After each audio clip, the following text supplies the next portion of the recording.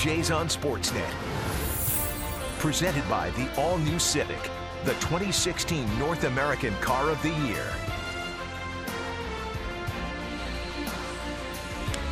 Welcome to Houston, Texas, in beautiful Minute Maid Park. It is an indoor stadium, a retractable roof stadium. It was 100 degrees when we arrived here this afternoon about 3 o'clock, so they keep the roof closed to keep the temperature comfortable inside. It's a beautiful ballpark. Blue Jays haven't had a whole lot of fun here. They're 2-12 for their career in this ballpark, so they got to turn things around. They've lost 7 straight games, and the Blue Jays have been active just like the rest of baseball. Pat, give me your impression of these 3 players the Blue Jays picked up today. Well, they needed some starting pitching, and they needed some pitching in general to get some depth. And if you're going to move Aaron Sanchez to the bullpen, you need some replacements, and they got that. First of all, in Scott Feldman, he just comes over from the other dugout, the Houston Astros dugout. He's having a good year, 290 earned run average, a very good whip. He's pitched in 26 games. Mike Holsinger comes over from the Los Angeles Dodgers. He will probably take over the role that Drew Hutchison had, providing a little bit more depth on this team down in AAA than Francisco Liriano. How about that move? That one with 1 minute to go in the trade deadline. If you're going to move Sanchez to the bullpen, you need a replacement. It looks like Liriano is going to be that guy, and I think he's going to pitch a lot better than those numbers indicate right there, because he's going to be pitching to Russell Martin. They were together in Pittsburgh, and Liriano pitched very well in Pittsburgh, throwing to Russell Martin, so that's an advantage John Givens will be anxious to watch. Doug Fister, there was some doubt as to whether or not he was going to start this game. His wife is expecting their first child literally any minute, so he might leave this game abruptly here tonight. Let's take a look at the Blue Jays lineup. They mentioned they won 16 games in the month of July. They're second in the American League, used to half game behind the Orioles. Top of the order has really been swinging the bats well, especially Devon Travis in his last 10 games. A .368 average, 4 doubles, a home run, and 4 RBIs. And Jose Bautista, he's 3 for 23 since coming off the DL, but he has hit well against tonight's starter, Doug Fister. 6 for 13 with 3 doubles. Maybe this is the guy that'll get Bautista going and get his timing back. He has not had much success since his return. He doesn't throw very hard, but he throws a lot of strikes. 32-year-old veteran getting ready for his 21st start of the season. He's pitched really well. 3 runs or less in 16 of his 20 starts this year, and the Astros have gone 13-7 in those 20 starts. It's been a while since the Blue Jays have seen him. This is the first time that he is going to face the Jays since 2013. He's a sinker ball type of pitcher with a big curveball, and he's made a nice little comeback after the Astros signed him as a free agent this past January. Devon Travis will step in the box, batting .284 at the start of play tonight. 7 homers and 26 RBIs for Travis. He's in the leadoff spot tonight with no Josh Donaldson in the order. Bautista drops into the 2 spot. I talked to Devin about leading off. He says, I'm going to continue to be the guy I was down at the bottom of the lineup. Take a lot of pitches, use the whole field, try to shorten up. The last thing I want to do is change the way I've been swinging. Alex Bregman, the rookie third baseman, makes the play. Travis is retired, 5-3. So that'll bring Jose Bautista to the plate. We talk about home runs, and when you've got Bautista on the lineup, he's always going to be on the leaderboard, and this is the active home run leaders. Alex Rodriguez of the Yankees is first. He's closing in on 700. Bautista is 10th over his 13 seasons with 299, and Edwin Encarnacion is in that as well. He is just 4 home runs shy of 300 as well. Awfully nice to have those 2 big bats in the middle of that lineup. Doug Fister will give up his share of home runs, but Bautista sitting on 299. Next one will be 300. Some of the other big sluggers on that list, Pujols and Ortiz and Miguel Cabrera. Bautista slaps it to first. Tyler White makes the play. 2 quick outs and 2 ground ball outs. That's generally when Doug Fister is throwing the ball well. Take a look at the defense for the Astros. Preston Tucker is in left field. Colby Rasmus starting just for the 11th time in center. And George Springer is in right. Bregman, Correa, Altuve, and White around the infield. Jason Castro, the veteran catcher behind the plate for Doug Fister. You mentioned Alex Bregman at third base. We've already seen him. 7 different third basemen used by the Houston Astros this year. This is just his 6th start. He was their #1 pick just last June 2015, and here he is in the big leagues. Edwin Encarnacion with nobody on and 2 outs. Like a high changeup. A lot of right-handed batters in the lineup tonight for the Blue Jays, so you have to have good defense on the left side of the infield with Doug Fister on the mound with that sinker.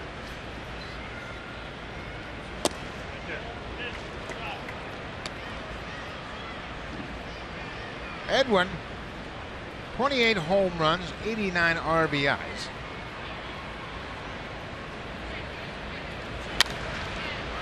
Popped out of play into the seats.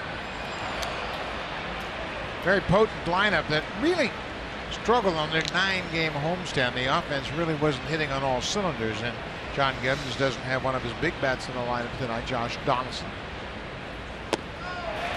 Encarnacion strikes out. Good inning for Doug Fister. 3 up, 3 down with the strikeout. Marcus Stroman will go to the mound, trying to continue to bounce back from a very good month of July.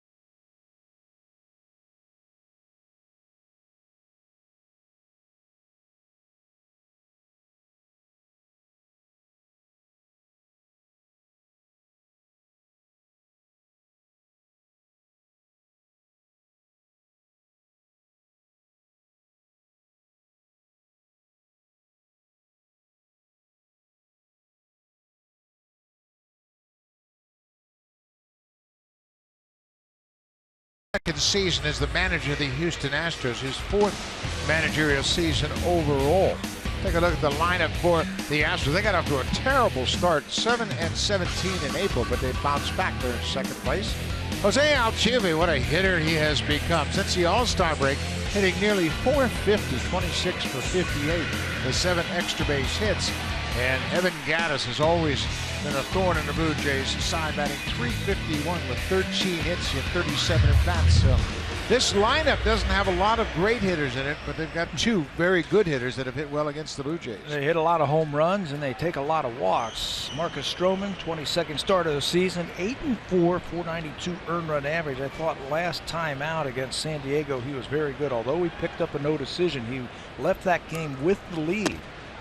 Bullpen gave that one up for him. 7 strikeouts for Marcus in his last start. The Astros have really turned things around after they put Springer in the leadoff spot. He did a great job setting the table, and his offense has come around as well. 16 doubles, 3 triples, and 22 home runs for the right fielder. You know what he has? He's got power and he's got speed. And ever since they put him in the leadoff spot, they have taken off offensively and as a team. There's a base hit to right. Bautista over to cut it off, and he will. George Springer with a leadoff single in the bottom of the first. Marcus Stroman is a ground ball throwing machine, and that defense in the infield especially becomes important. In the outfield is Michael Saunders, Kevin Pillar, and Jose Bautista, their regular outfield alignment. Darwin Barney is at third for Josh Donaldson. Goins and Travis up the middle. Justin Smoke back at first, and Russell Martin behind the plate for Marcus Stroman. There's Ryan Goins, who's going to take over at shortstop while Troy Tulowitzki is out. We all know about the fractured thumb. Ryan was on the plane last night. He happened to be on his way to Toronto with Dalton Pompey. Got the call when he was in Burlington to just come right to the airport, hop on the plane, and come on down to Houston. You're playing shortstop tonight. Yeah, it was a surprise. We walked into the airport and there was Ryan Goins standing in line with his teammates. Look out, that ball went right into the Blue Jays dugout. And Bregman lost it. Troy Tulowitzki was here awfully early this afternoon taking ground balls. You can see his right thumb. He's got kind of a Band-Aid on that right thumb, and he was trying to see whether or not he could throw. He didn't throw very well and didn't throw very long today. Tomorrow he's going to try and grip a bat to maybe hit off of the tee, see how he feels. It's a chip fracture in that thumb, but he's going to try and avoid the disabled list. Give it a couple of days. We might be surprised. He might not be back in that lineup. Well, two of the big players for the Blue Jays on the bench tonight. Tulowitzki can't play, according to himself, in an emergency situation if they need it.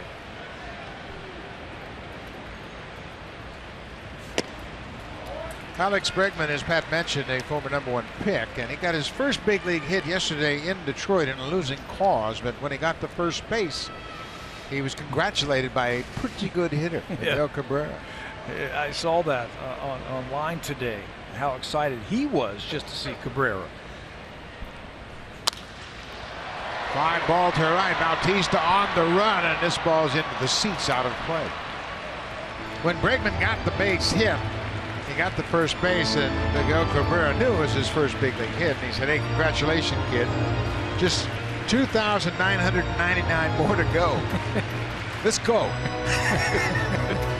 Off to a little bit of a rough start right now. Third baseman, he came up as a shortstop. He's also had a game out in left field. I tell you, the Houston Astros are full of good young players after having a lot of high draft picks over the last few years. That's a foul ball off the end of the bat. It was out in front of that off-speed pitch. Well, the Astros have just signed a veteran Cuban third baseman, Yulieski Gurriel, and he is now officially playing in the minor leagues. He had some problems with his working papers, so he's got that sorted out. So A.J. Hinch knows that they might have to make Bregman a super utility player. Super utility. The plan is to get him to the big leagues right before they come to Toronto, but they're not real sure about if he can get into Canada with his working papers and his visa. Gurriel is a native of Cuba. Springer got a great jump. Swing and a miss. Throw to second. Not in time. Russell Martin made a terrific throw. It was a breaking ball for the strikeout. And he threw a strike to second, but Springer got a walking lead. Yeah, you saw the jump over there. Watch Springer trying to time up Marcus Stroman, and that's where Marcus is going to have to really hold the ball on him. Springer slides head first, and it looked like they got the tag down, and I think the Blue Jays are checking to see if they want to look at this one. Russell Martin made a great throw, but the Blue Jays going to wave it off. If he holds Springer there, just hold the ball for a fraction of a second longer, you make that runner freeze. A lot easier to get a running start on a stolen base attempt. Springer, his 7th stolen base of the season. He's been caught 8 times. So Jose Altuve, we mentioned his great run since the All-Star break, batting .448 since the midseason break. I'll tell you what, this guy packs a punch, doesn't he? 18 home runs, 62 RBIs, and he's thinking swing the bat as soon as he walks into that batter's box. He's very aggressive and loves to hit the fastball. So they throw him a high breaking ball for the first pitch. Now Altuve is going to draw comparisons to Dustin Pedroia first and foremost because of their size and the fact they're both second basemen. But both Pedroia and Altuve love to hit the fastball, and they can hit the high fastball. Hit the high fastball. I tell you, that's not a good place to be throwing those off-speed pitches up like that. Altuve's got 18 home runs and 62 RBI.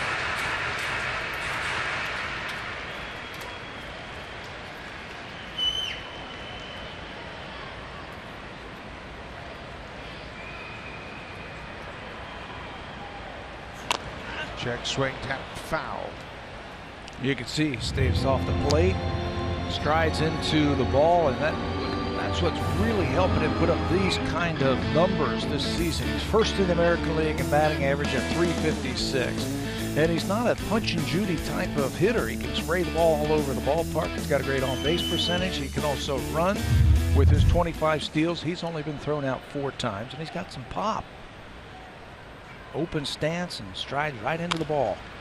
That ball followed him inside, and he fouls it off. That might be a pretty good place to pitch in. A lot of times when you see batters hit from an open stance like that, they start to stride back towards the plate. They're trying to guard for the outside pitch. That's when you pitch them inside.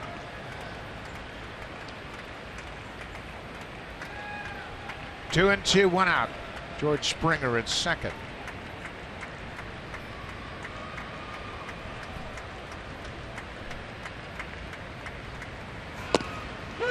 That's a backup breaking ball. That slider got underneath it, but it backed up over the strike zone, so Altuve's caught looking at strike 3.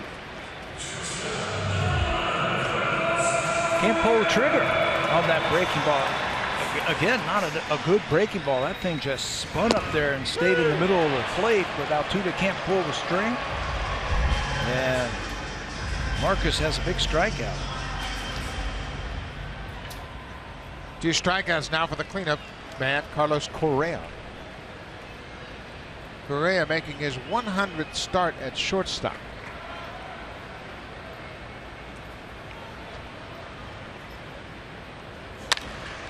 He goes after the first pitch and hits it into the seats.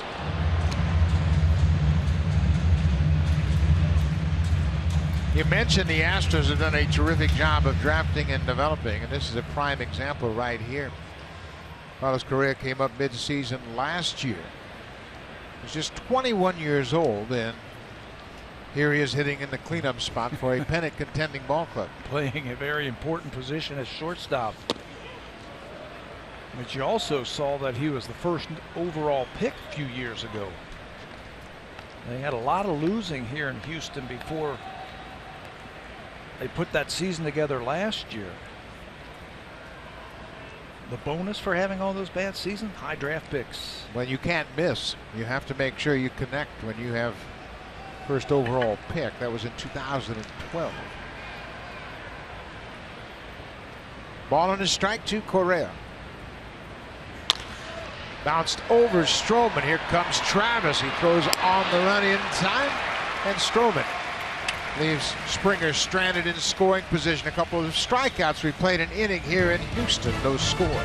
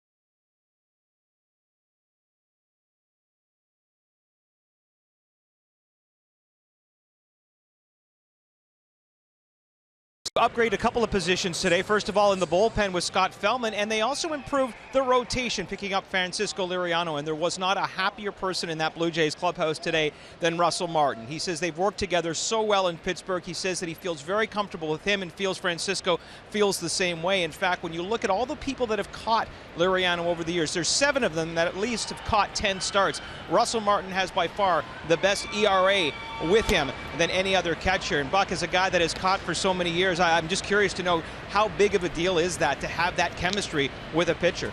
Well, Barry, it's huge, especially for a mid-season trade where a pitcher joins a new ball club. You come over with a catcher that you're familiar with. That's off the end of the bat. That's going to drop for Michael Saunders, a leadoff single. But yeah, it's a great combination. Pat, you and I both talked to Russell Martin today about Liriano, and he was really excited about the acquisition. He was beaming. He knows him. He likes him. He likes him as a pitcher. Thinks his stuff is really going to play in the American League, and they have a little chemistry working. You know who else really likes Francisco Liriano? Another ex-teammate, Jason Greeley, was beaming today, saying what a pickup for the Blue Jays. He thinks he's going to really help this team. Saunders aboard with the opposite field single. This is Russell Martin. Yeah, the entire clubhouse was a buzz. The players were pumped up because of the acquisitions. Trade deadline. You remember a couple of years ago, right here in this same ballpark, Blue Jays didn't make any moves, and it was a very disappointed ball club. Not the case this afternoon. A lot of excitement. Guys talking about it. It's almost like a bolt of lightning that goes through your clubhouse of energy. There's a little bit of a spring in your step, especially after the game yesterday. I mean, that was a grinding game for the Blue Jays and a tough loss. Then you got to get on a plane and fly for 3 hours down to Houston. You get in late, and then you got to play another ball game. Then you come to the ballpark and you hear that kind of news. It just lifts your spirits. 2-1 to Martin. Popped in the air, shallow right field. Springer's got great speed. He posts over to the foul line and makes the catch. You know what they have all over the diamond? The Houston Astros, they've got athletes, speed, quickness. That ball initially, when it went off the bat, looked like it might have a chance to fall in there, but Springer, with outstanding speed in right field, runs it down. Another former #1 pick. Yeah, and you're right. They were cellar dwellers for a long time, and because of that, they racked up a lot of high picks, and they've made the most of them. Justin Smoke starting at first base tonight.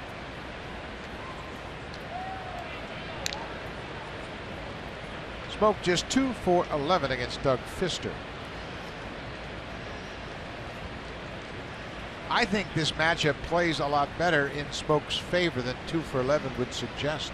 Fisker works down in the strike zone, and Smoke's a low ball hitter.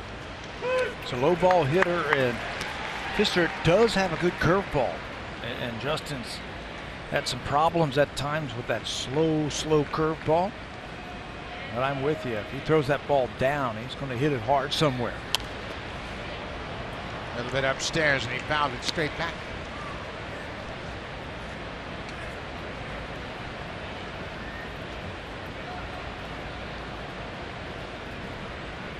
No score, top of the second inning, and Houston Blue Jays have lost 7 straight games here at Minute Maid Park.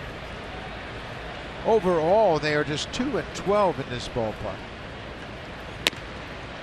They first came here in 2005 during interleague play, and then, of course, the Astros switched leagues. And they've been here the last 3 seasons, but it hasn't been a good stop for John Gibbons and the Blue Jays. Last time they won here, July 31st, 2014. The winning pitcher, Aaron Sanchez. Smoke strikes out, slider inside, and it's the second strikeout recorded by Mr. Pulling his head just a little bit on that breaking ball, and when you do that, you lose track of the ball and you can swing right over the top. And look at the finish right there. His head is up, it's not down. Just have to stay on that ball just a little bit longer. Kevin Pillar batting .267.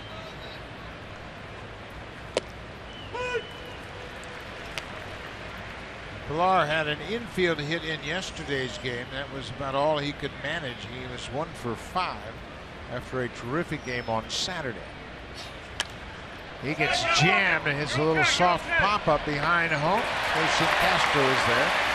And Fister gives up a bloop single to start the inning and strands a base runner.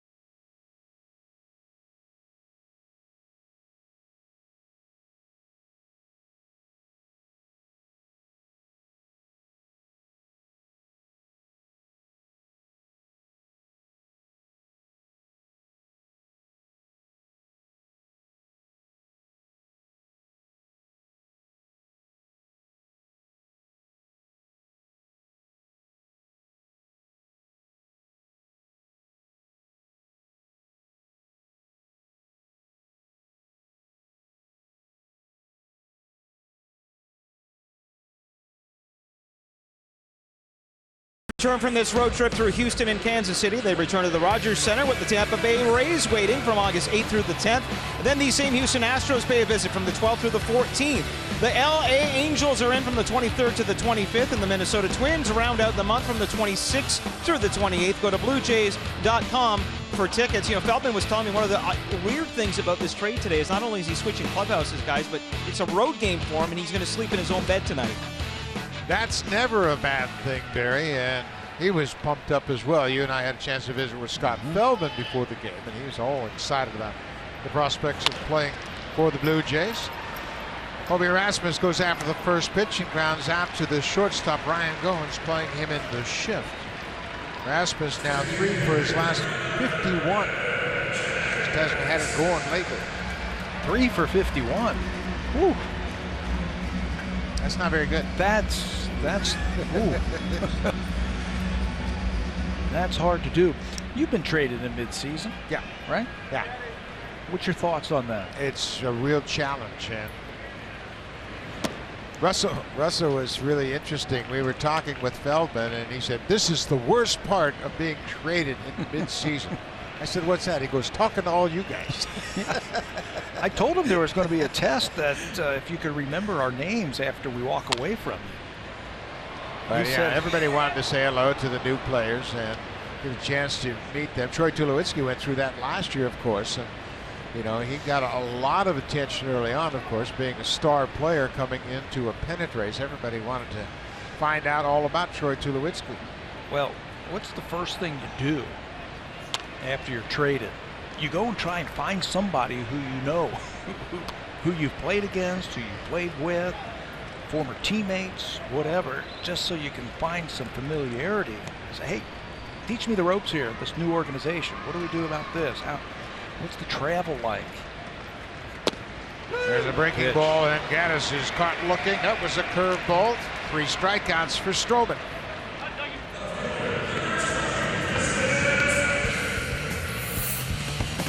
Swing for the fences and save during the DIY Expert Sale. Only at Home Building Center and Home Hardware Building Center. 2 down. This is beautiful Minute Maid Park in Houston, Texas. And to finish up a thought about being traded mid-season, it's toughest on the families. I was traded from Milwaukee to Toronto in May. My wife Arlene and my son Casey were with us. We were in California. I was designated for assignment in Anaheim. So then you find out that you're traded, and the ball club, of course, wants you there the next day.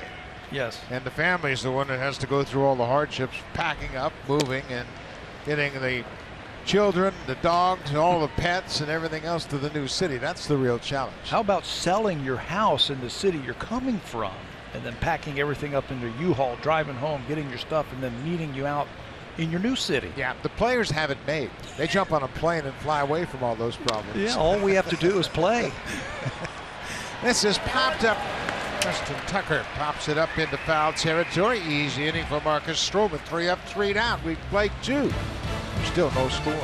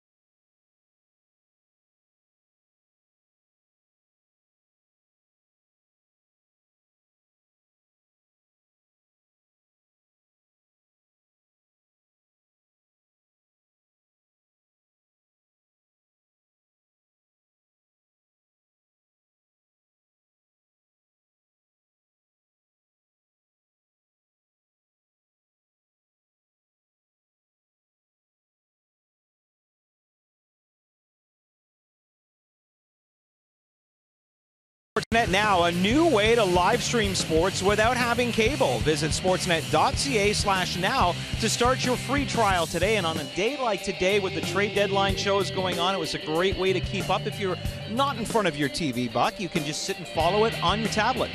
I tell you what, Barry, there were so many things going on right at the end. The trade deadline had passed, and there were still being trades announced after the 4 p.m. Eastern time deadline. It was kind of interesting, but yeah, there were a lot of happenings today. Bouncing ball, nice play by Bregman, and oh, what a play. Hey, he shows you that athleticism as Alex Bregman playing at third base, kind of an unfamiliar position for him, made a terrific play to retire Darwin Barney. You know what he showed off right there? He showed off his arm. High chopper. He's not a big guy, just listed at 6 feet, 182 pounds. He went back, caught the ball, and then showed off that good arm from the left side of the infield to get Darwin over at first base. Nice play. Well, we talked about Pfister, the sinker ball pitcher, was going to get a lot of ground balls, so the infielders are all, he's anticipating ball being put in play. Pfister doesn't get too many swings and misses. They make a lot of contact, but more often than not, it's kind of soft contact.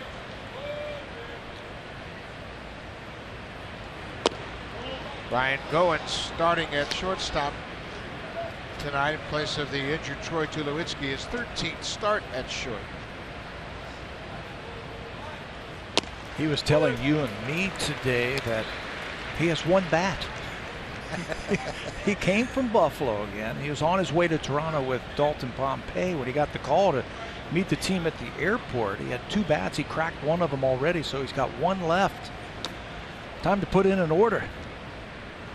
Yeah, it's amazing how ball players, they'll order bats by the dozens, and you generally get dozen, maybe a dozen and a half, and start spring training, and then when you start to run low, they'll put another bat order in for you. You know, that's something that I got from Louisville Slugger a few years ago, was my bat order for my entire career. Oh, it was disgusting. How many different makes and models and sizes? Sizes and weights and every kind of bat you could imagine. 2 down.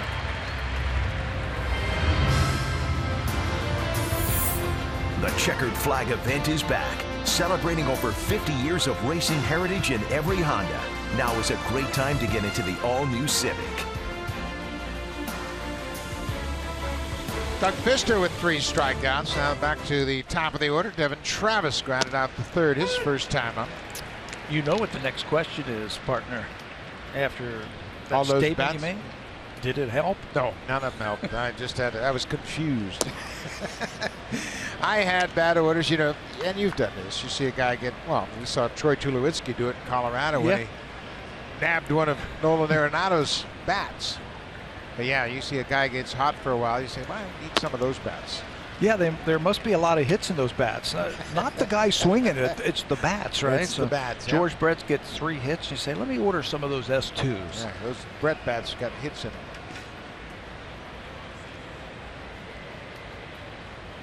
I had so many different lengths and weights of bats. I mean, one time when I was in Milwaukee, I was swinging a 38-ounce bat. What? 35-38. Because Gorman Thomas was using it. Well, let's put that in perspective. 34-32 is about normal. A standard bat, yeah. Average for everybody. Yours was 35-38. 38? Yeah. I was big and strong that time. Who were you going to hit against with that? I actually hit a home run off Steve McCaddy. We hit 3 home runs in the 9th inning off McCaddy in Oakland. He came up to me the next day and said, I'm going to quit. You hit a home run. Because you homered? See. But it bats, works. Everybody has their preference, that's for sure. A lot of different styles, different colors, different handles. That line drive to left field, and it's over. Tucker off the wall. Travis is headed for second.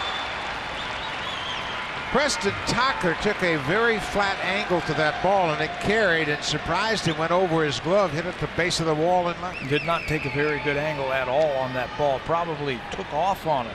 Ball's hit hard by Devin Travis. And for a left-handed throwing left fielder, that's right to his glove side. He should have caught that ball. Travis will take it. One more time, Pfister sinker. Travis catches it before it sinks. And you can see the left-handed throwing outfielder. He just missed it. That's the first hard hit ball the Blue Jays have had against Doug Pfister, and it sailed right over the left fielder's glove.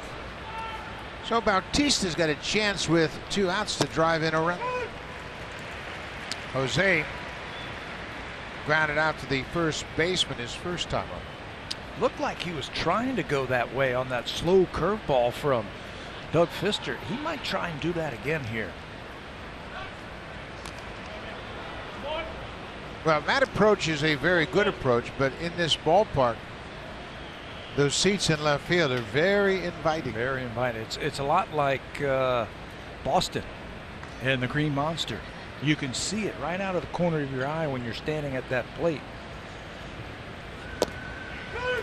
I was speaking with A.J. Hinch, the Astros manager, today, and I asked him how he liked the ballpark. He said, you know, it's very, very punitive down the lines for pitchers. Ball gets into those seats very, very easily.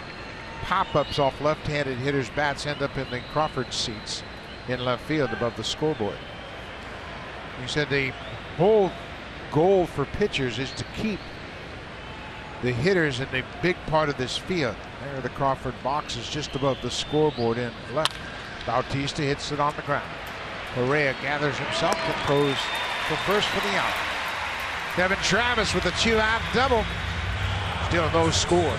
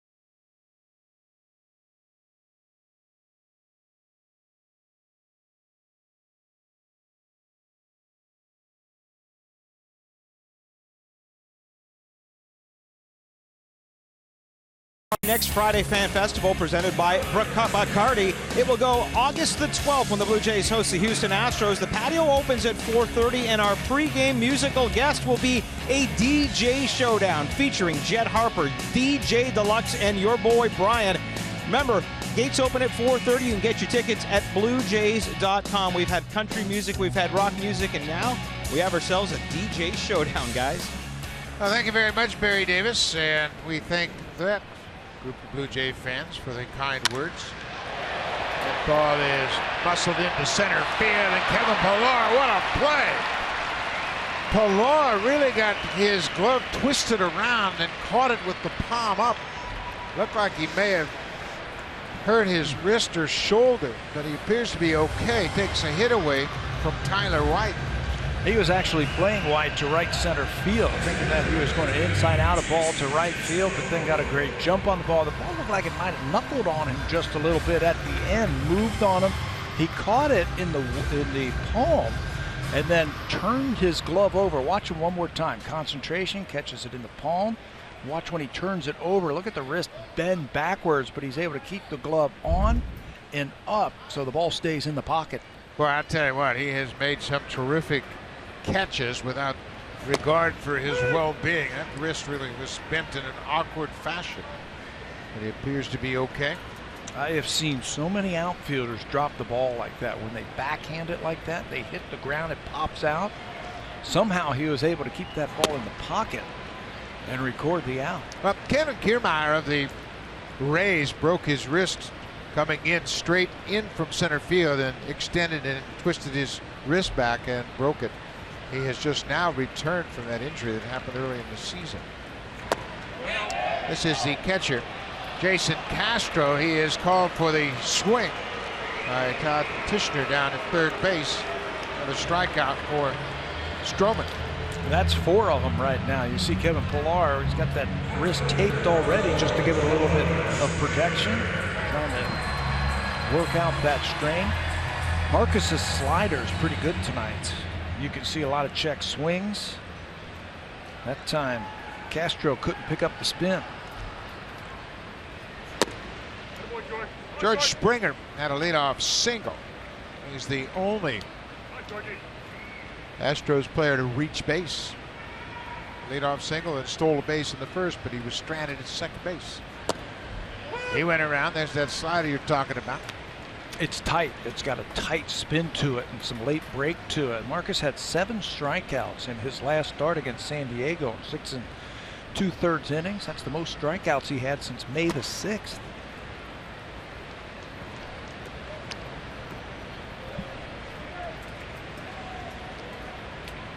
Two and one, 2 down. We're in the bottom of the third of a scoreless game.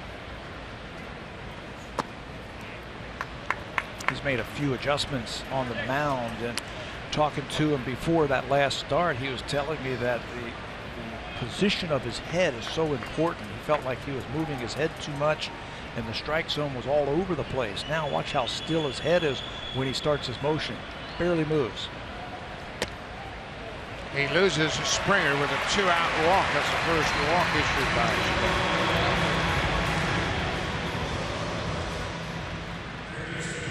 Marcus Stroman, opening day starter for the Blue Jays, and it's been kind of a roller coaster ride for him over the course of the first 4 months. Undefeated in the month of April, but his ERA was 4.3. Good whip. He wasn't walking anybody. Had a bad May. Had a worse June. But looking at his numbers in July, looks like he is on the upswing. His ERA was the lowest ERA in a month this season at 3.71, and for just the second time this year, he had fewer hits. He had given up fewer hits per innings pitched in the month of July. 32 hits in 34 innings of work in July. There's a strike. This is Alex Bregman, the young third baseman. He has just 1 hit so far in his career. He is 1 for 23.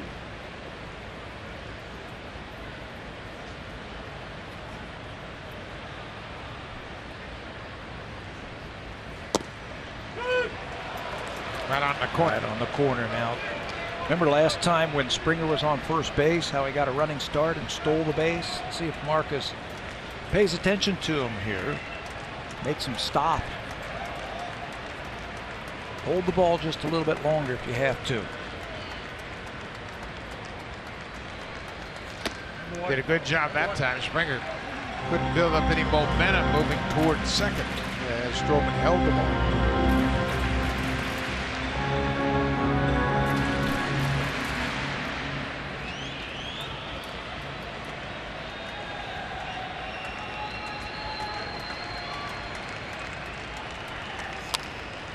Inside, he fouls it back.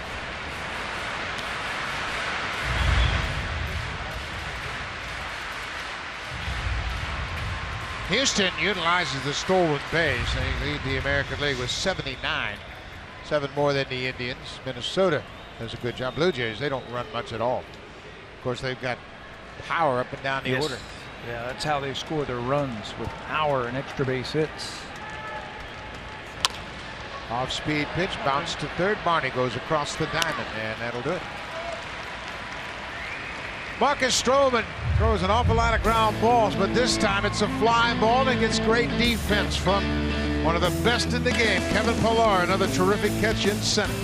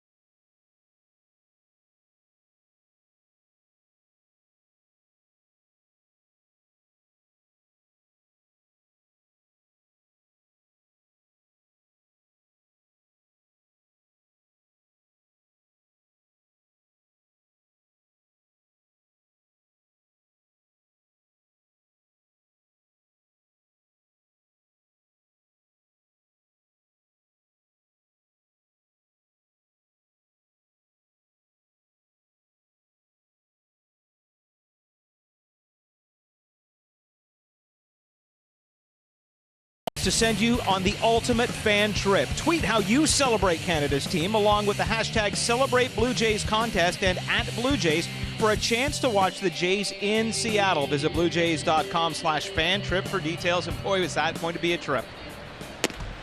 Barry, that might be one of the best trips on the schedule for the Blue Jay fans because the ballpark turns into a Blue Jays party.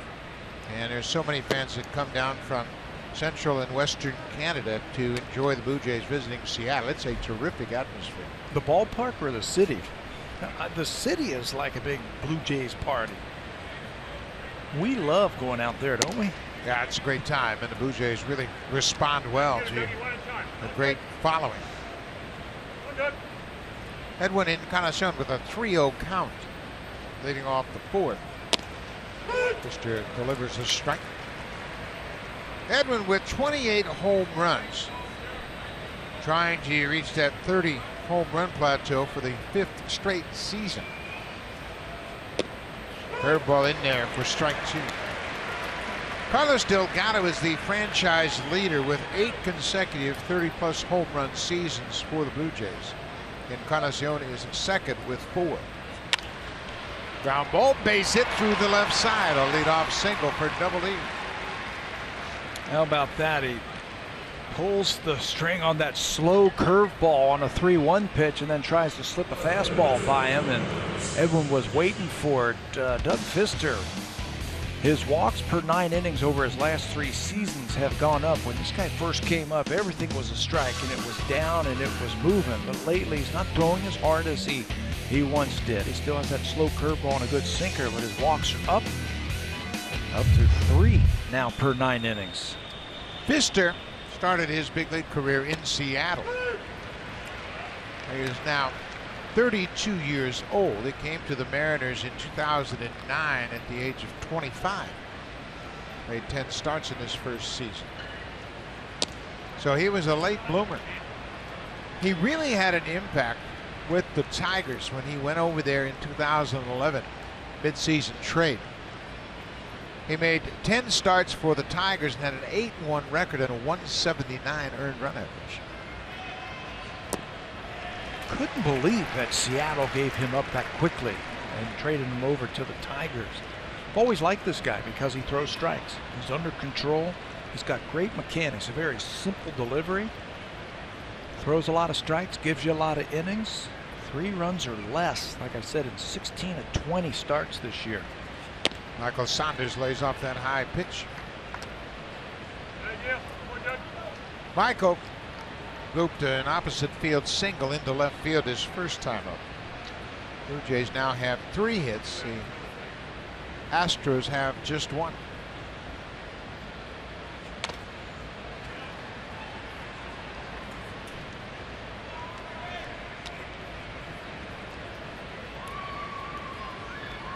Blue Jays trying to snap a 7-game losing streak to the Astros in this ballpark.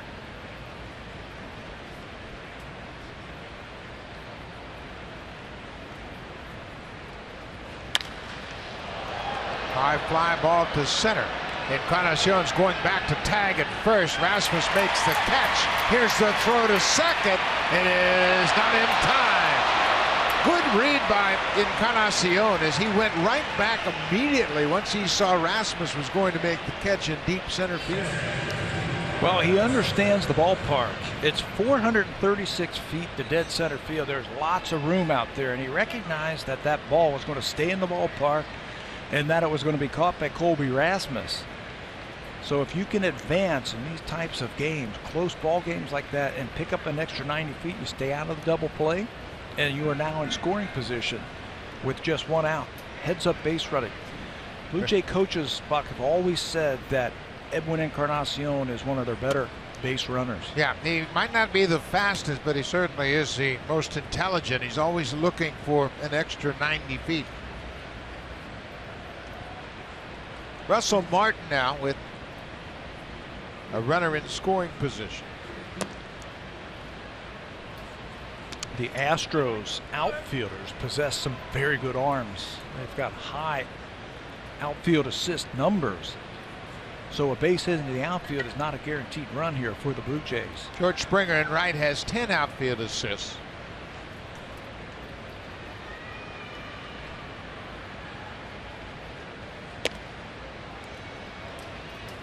Pfister falls behind Martin again, 3-0. There's Springer in right field. He's got 10 outfield assists. Colby Rasmus has 11 outfield assists. Thought he had one right there on Edwin. Got in there before the tag.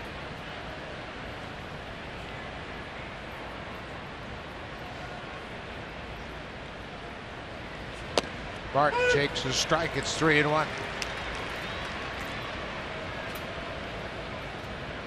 No score, top of the fourth inning, 1 out.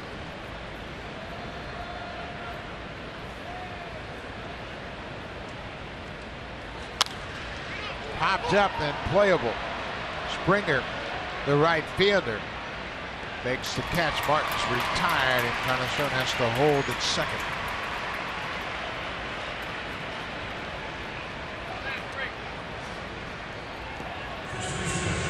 Justin Smoke. He steps in against Pfister. He struck out on a breaking ball on the inside last time up.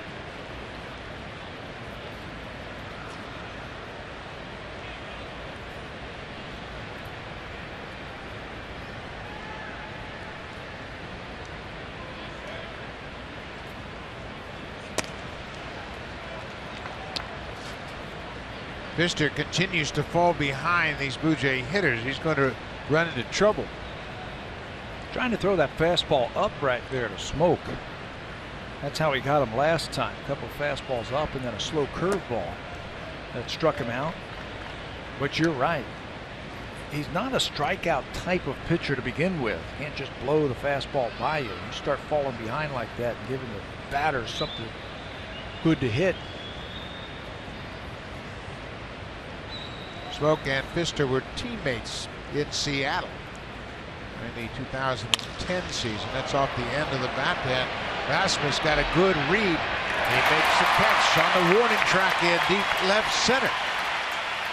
And Smoke Barrett hit that toward the end of the bat. Go to the bottom of the fourth, still no score.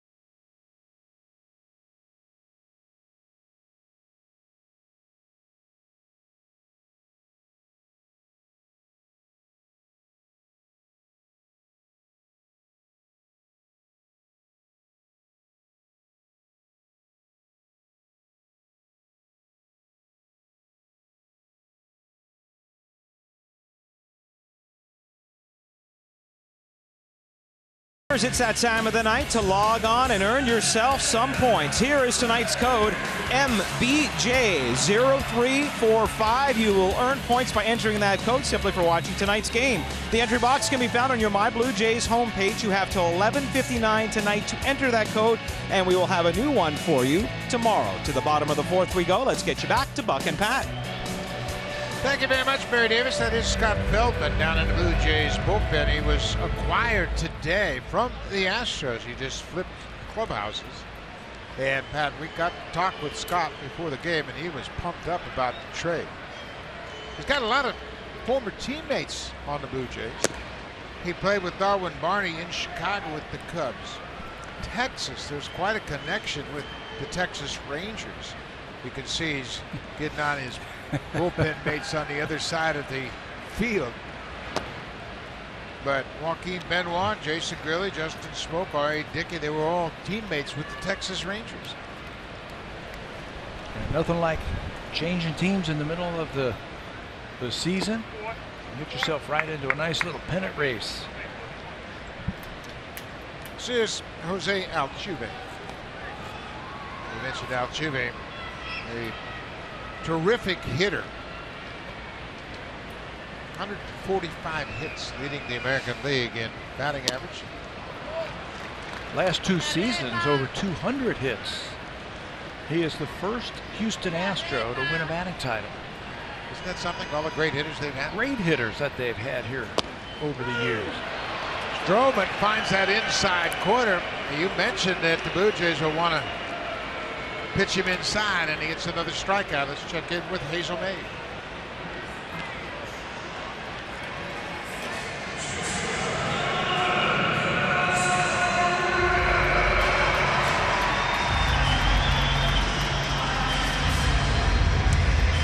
Thank you very much, Hazel. Top of the 8th inning, a no-hitter going on down in St. Petersburg, Kansas City, and the Rays.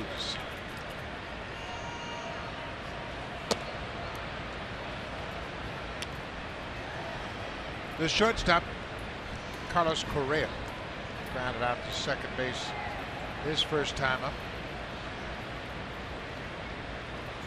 Blue Jays head to Kansas City after this road trip, so they'll see Danny Duffy when they get there. Hard breaking ball. Changeup seems to be working tonight for the lefty. Kansas City, 6 games under 500. Boy, that ball disappeared. A lot of late movement on that fastball.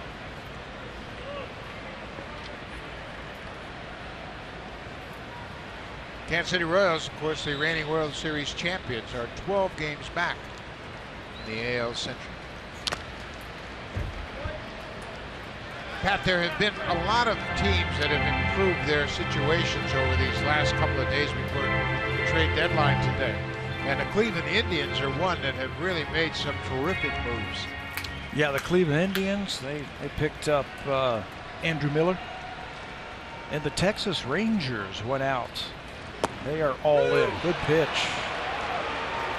Marcus Stroman is dialed in tonight. Houston has 1 hit. That was to the first batter in the bottom of the first inning, and since then he has mowed him down. 3 straight sinkers. A little two-seamer comes back, and look at the frame job from Russell Martin to pick up the strikeout. Sets a great target, and Marcus Stroman hits it. It's all about timing in his delivery. Marcus was saying, get the ball out of my glove a little bit quicker. Now to get my arm up, and then I can throw that two-seam sinker, and I can throw that slider. He was just late getting the ball out of his hand, and his body was going forward before his arm was up, and everything was just mediocre in the month of June.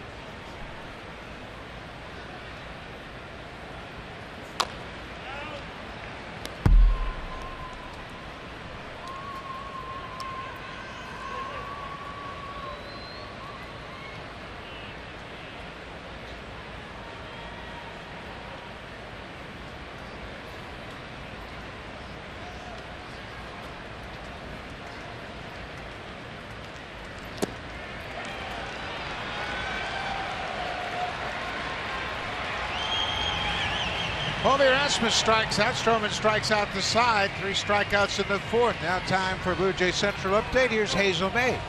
And Greg Zahn in the Samsung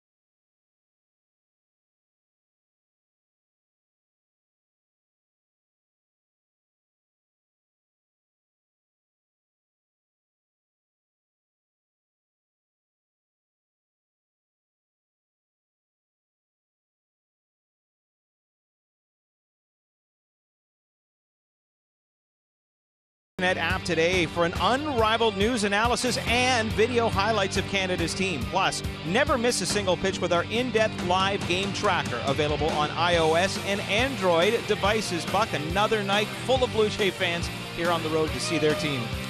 Boy, it sure is, and there are always Blue Jay fans to watch the ball club, and right now it's one of the best teams in baseball, and why not? Everybody's following the Blue Jays.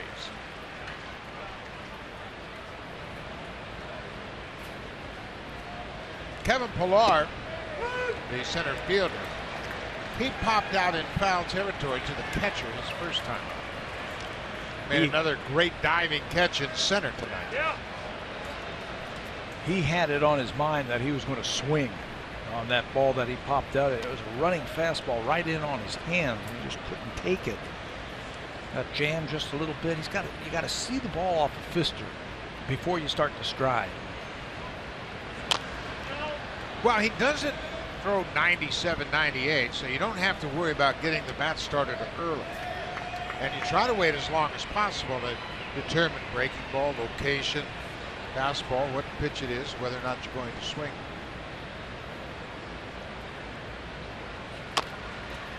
Chopped off home plate. Fister from behind the mound makes a nice play, one down.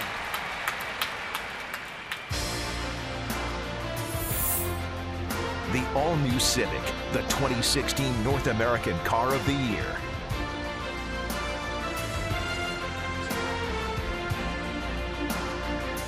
Houston, Texas, a place where the Blue Jays have had lots of problems in the past. They're in a scoreless tie as they bat in the top of the fifth.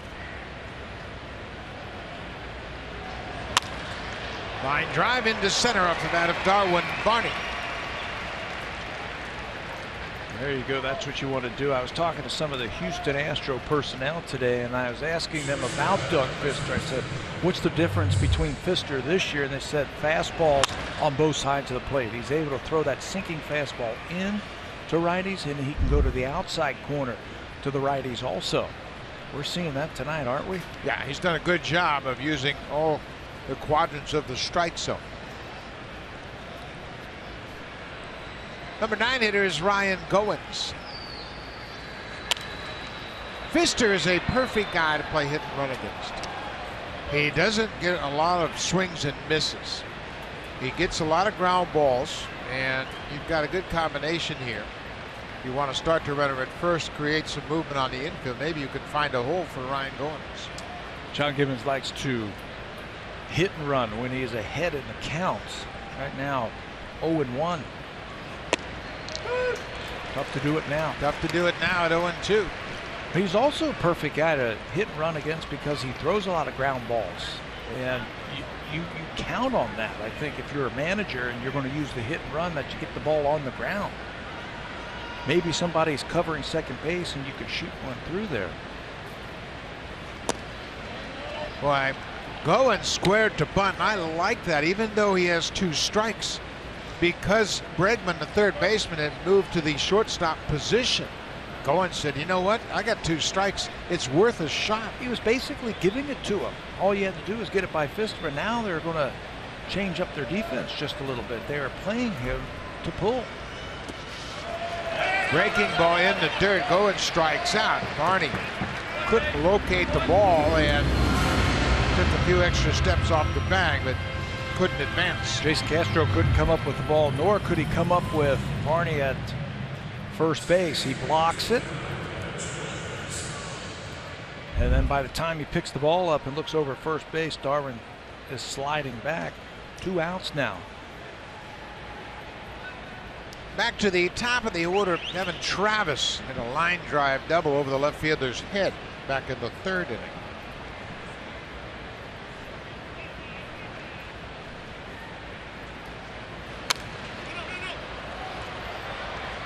Devin, coming into this game over his last 10 games, has hit .368.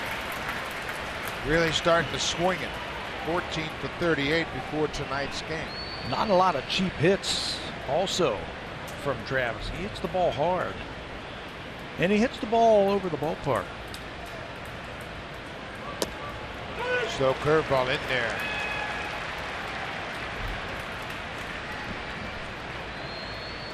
Doug Fister has had problems third time through the order. 258 first time, 181, and then they hit over 300 against him. His ERA from the 5th inning on is really high. It's up over 6. Very good innings 1 through 4.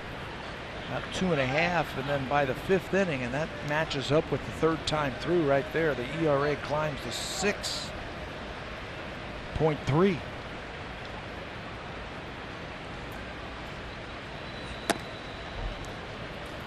Yeah, it's really interesting. It's 6.3. His bonus batting average through the first 4 innings, 220, and it jumps to 289 from the 5th inning on. And we mentioned his wife is in the hospital expecting the birth of their first child, and there was some doubt as to whether or not he was going to start this game tonight. Yeah, we weren't even sure when we got to the ballpark today at 3 o'clock if he was going to be on the mound or a former Blue Jay draft pick, Joe Musgrove, who was called up today, and he's out in the bullpen, if he was going to make the start. But Fister's here. Looks pretty good.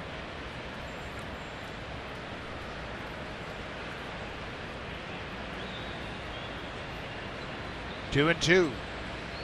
Barney at first, and slow breaking ball, and Travis waves at it and strikes out. 5 strikeouts for Doug Fister. Middle of the 4th, still no score.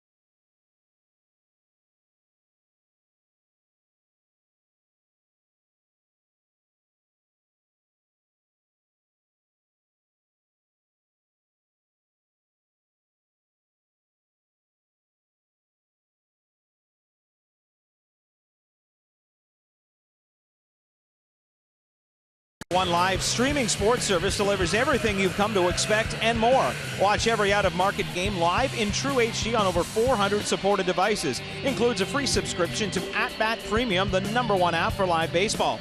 Blackout and other restrictions apply. Visit MLB.tv for details. And guys, if you have that app, you can see that no-hitter by Danny Duffy is still going through 7 innings. He's got 14 strikeouts against the Tampa Bay Rays. Terrific outing, and we'll keep our eye on that ball game down in St. Petersburg. Evan Gattis, the DH tonight. Takes his strike. Gattis was a strikeout victim in the 2nd.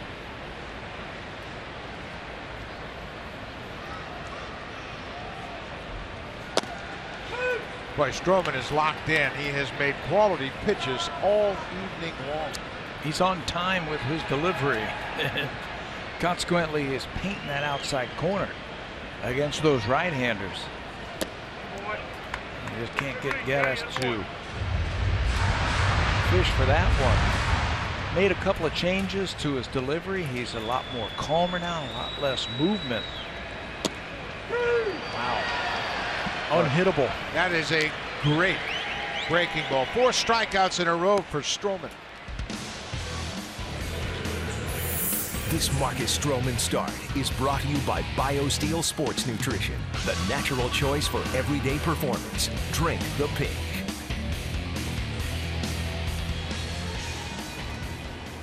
Always a lot of barbecue down in Texas, and that's the case here at the ballpark. We were walking in noticing that they featured Nolan Ryan beef. Ryan is a cattle rancher, of course. He's got a cattle ranch, and he provides the beef here at Minute Maid Park. Texas beef from Nolan Ryan. If you eat it, do you throw hard if you're a pitcher? You don't throw that hard. Not as hard as Nolan Ryan. This is Preston Tucker, the left fielder. He popped out to the third baseman, Darwin Barney, to end the second.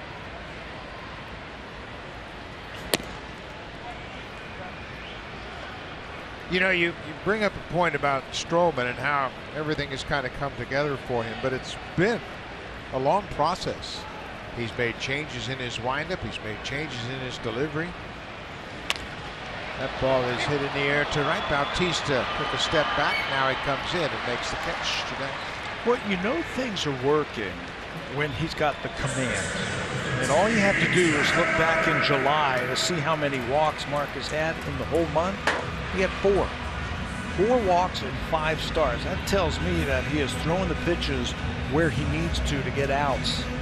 Remember in June, everything was all over the place. He just couldn't find that release point. The ball was flying up and away to lefties or down and away, just couldn't hit the glove. Well, he made those adjustments, and he's just on time. He's on time with his delivery. His arm is up, and he's throwing the ball where he needs to. In 5 June starts, Marcus Stroman gave up 40 hits in 26 2/3 innings. The opponents hit .364 against him. And his ERA as a result of that was .776 for the 5 starts in June. So instead of being frustrated, he went back to work. He and Pete Walker, you would see him down in that bullpen. They'd be talking about things. They'd be saying, well, what do you think is the next best thing? He says, you know, I got to simplify things, and I got to eliminate one movement with my arms. I keep my hands close to my body now, and that helps me stay on time. Remember, he used to bring his hands up, and all of a sudden he start leaking towards home plate. Well, what do you have to do? You got to take a shortcut to get that arm up, and what happens? You start pushing the ball. He's not pushing the ball tonight. Well, you can see how intense Aaron Sanchez was on the dugout bench watching his pal Marcus Stroman, and they really keep an eye on each other for how they're throwing, what they're doing in their side sessions. They talk an awful lot about it. Of course, they're very close friends. And sometimes you need some other eyes to watch what you're doing, and they'll help you interpret some mechanical issues you might have developed.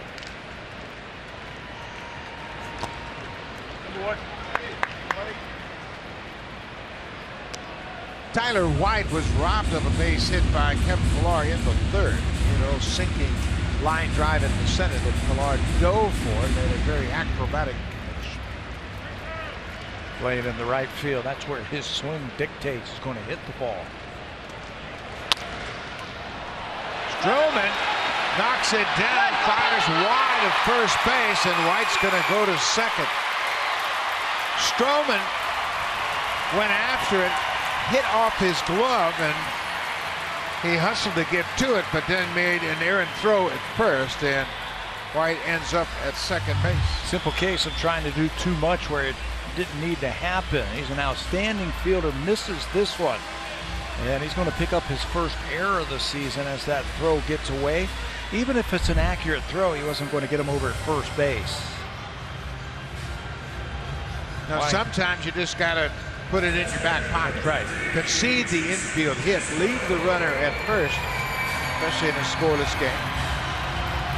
So Russell Martin out with an opportunity to help Marcus catch his breath a bit. I bet his heart's pounding a bit after that very fast play that he made.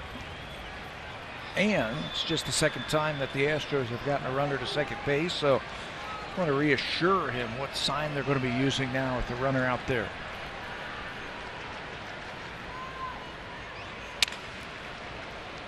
Jason Castro breaks his bat on the first pitch.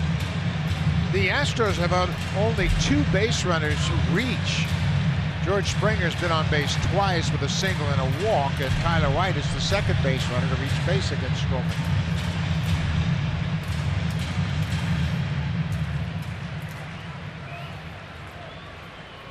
This is where he's got to shut him down right here. He's had trouble this year. 2 outs, runners in scoring position. Batters have been hitting .346 against Marcus.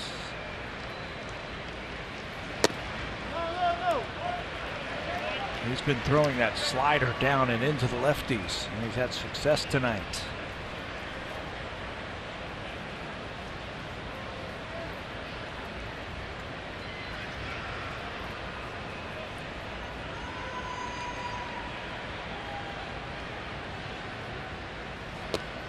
We have stats for just about everything you could imagine. And we have a leaderboard that Stats Inc. puts out every single day. And they have a category, highest batter retired percentage with runners in scoring position. Marcus Stroman's in the bottom 10 in that. He has retired 59% of the runners, of the batters with runners in scoring position. Yeah, if that's one spot that he can improve on, that's it right there. Runners in scoring position, and runners in scoring position with 2 outs. Batting average against him with runners in scoring position, .327. It jumps to .346 with 2 outs. He's got to concentrate just a little bit more, make a better pitch. Well, oftentimes it gets back to trying easier in these pressurized situations. 2-2, 2 outs. Castro fouls it up. To give you an idea of where Stroman is in that category, highest batters retired percentage with runners in scoring position, the American League average is 66.5%. Stroman has retired just 59.2% of the batters with runners in scoring position.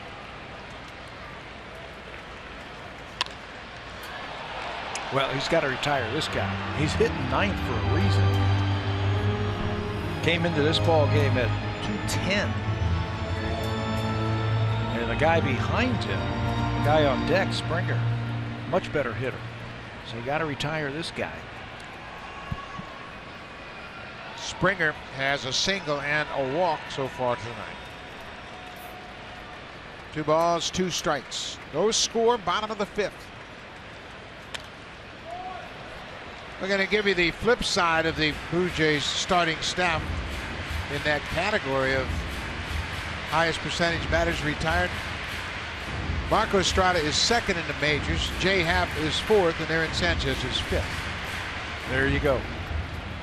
You get yourself into trouble, you better find your way out of it. Quite a battle going on here between Stroman and Castro.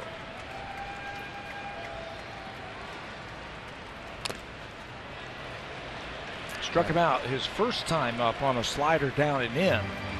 He's been trying to go back there, but the ball has stayed up. He hasn't made Castro reach for a ball this at bat. And by that I mean something down underneath his bat or down and away, where he's got to reach for it, use his legs to go get it. Castro has fouled back 5 pitches.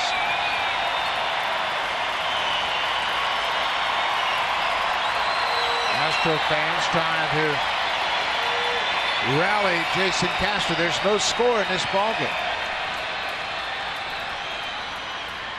There's the pitch. He threw it out of the zone. Castro chased the ball in the dirt. 9 strikeouts for Stroman. It's a scoreless ball game. Jose Bautista will lead things off in the 6th, and Edwin Encarnacion and Michael Saunders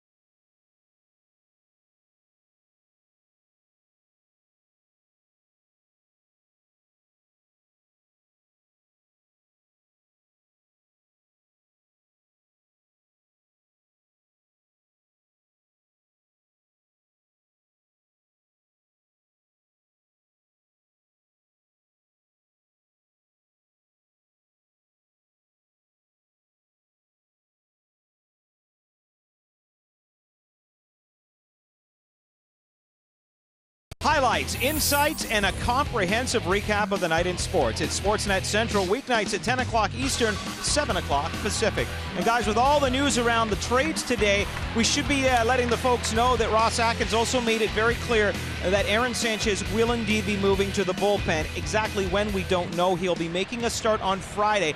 But with Francisco Liriano now part of the rotation, and he pitched yesterday, this could be his final start of the year, and there's so much debate back and forth on whether or not this is the right move. But the Blue Jays have done their research, and they made this decision way back in spring training, didn't they?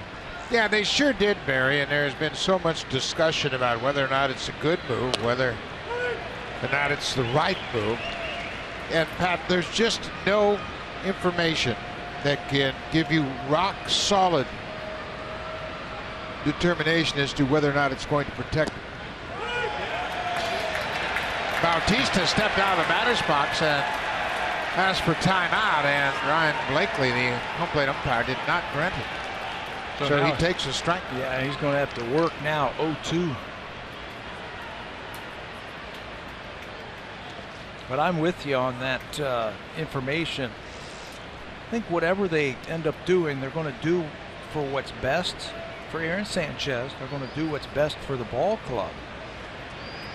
And all we can do is just cheer. You know, they have a good team. That's the bottom line in all of this. And the one thing I think, and nobody has told us one way or another, but I think the one thing you really have to guard against is the urge to bring him back into the rotation. You get toward the postseason and say, well, you know, it'd be nice to have him starting. I don't think you can do that. I think that's when you really run the risk of injury. And that has been the case over the years, especially with younger pitchers that have gone back and forth from starting to the bullpen. And it just messes up their routine so much. Bautista takes a curveball for ball 4. So man aboard, nobody out. Let's check in with Hazel.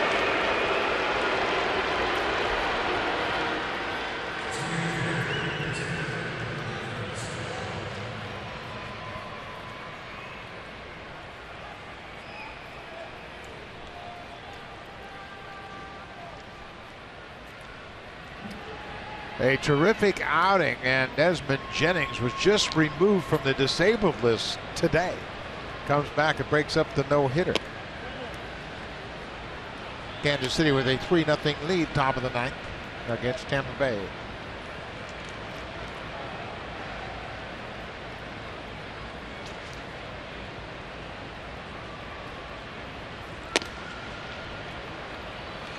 Edwin Encarnacion, 1-for-2. Had a base hit through the left side of the infield his last time up. Blue Jays have just 2 hits. Devin Travis with a double in the 3rd, and Encarnacion with the leadoff single in the 4th. They've had their share of base runners every inning. Just haven't been able to move them around. Boy, Fister does a great job of throwing that slow curveball. 2-0 slow curveball. Really messed up Edwin. He was sitting on a fastball, got the off-speed pitch. Fister's in his 8th big league season. He's thrown over 1,200 innings in the majors, so he's got a lot of experience. He's got the confidence to throw that breaking ball. That pitch might have been off the plate, and it kind of showed reactive. You can see him talking to the home plate umpire about that pitch being off the plate outside. I think his argument is, hey, the first pitch of this at-bat was in the same spot and you called it a ball. And then you came back and called it a strike that time. Yeah, that's when hitters will really get frustrated with a strike zone, when they'll have an at-bat where one pitch is a ball and the same pitch is a strike in the same at-bat. In the same at-bat. And just kind of mention that to him.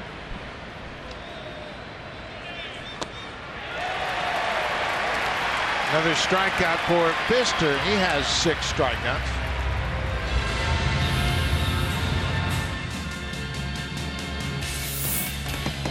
Swing for the fences and save during the DIY Expert Sale. Only at Home Building Center and Home Hardware Building Center.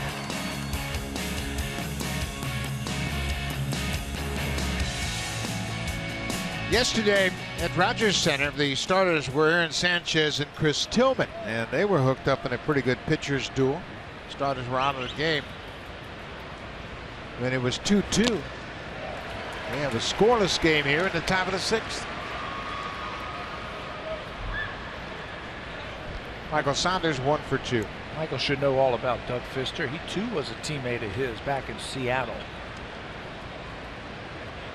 A little bit different version of Doug Fister right now. The fastball command is better. He's taken a lot off of his breaking ball, throwing it at different speeds tonight. When they were teammates in Seattle in 2011, Doug Fister was 3-12. But he had a pretty good ERA at 3.33. Made 21 starts that season. There's another slow curveball. Boy, he's really bringing that into the mix. And we showed you earlier in the game how Fister has struggled third time through the batting order, but so far, third time through, he's used that curveball more effectively. Doing a good job of upsetting the timing of a lot of these Blue Jay hitters. And that's all what pitching is. I mean, we see it every 5th day with Marco Estrada. The way he is able to use the changeup, his curveball, his fastball. Doug Fister is doing the same thing tonight. Hitting is all about timing. And if you can upset that timing with a well-placed pitch or an off-speed pitch, you're going to have success.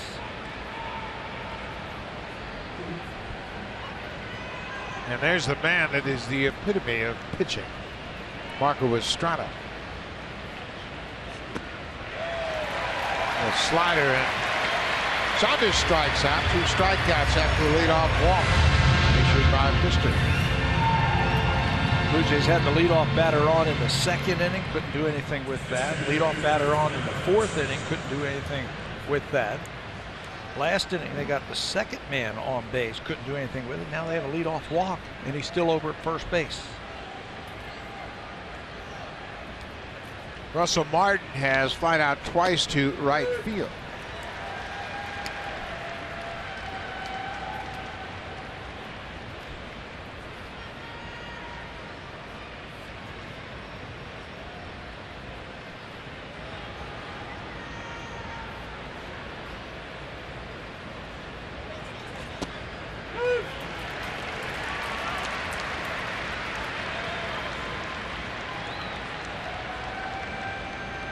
Oh, and 2.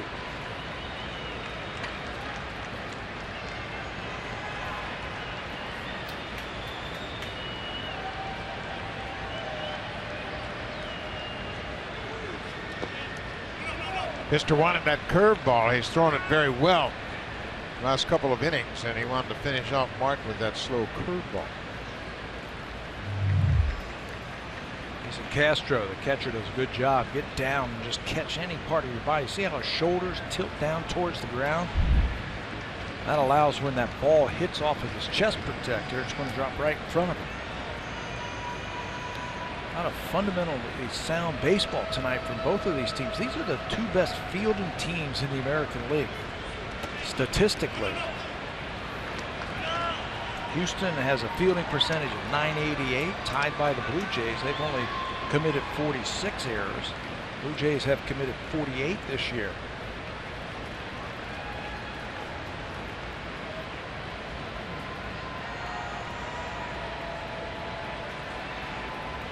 Two balls and 2 strikes to the Blue Jays catcher. Fister strikes out the side. He walked Bautista on a 3-2 breaking ball and then strikes out Encarnacion, Saunders, and Martin. We'll go to the bottom of the 6th.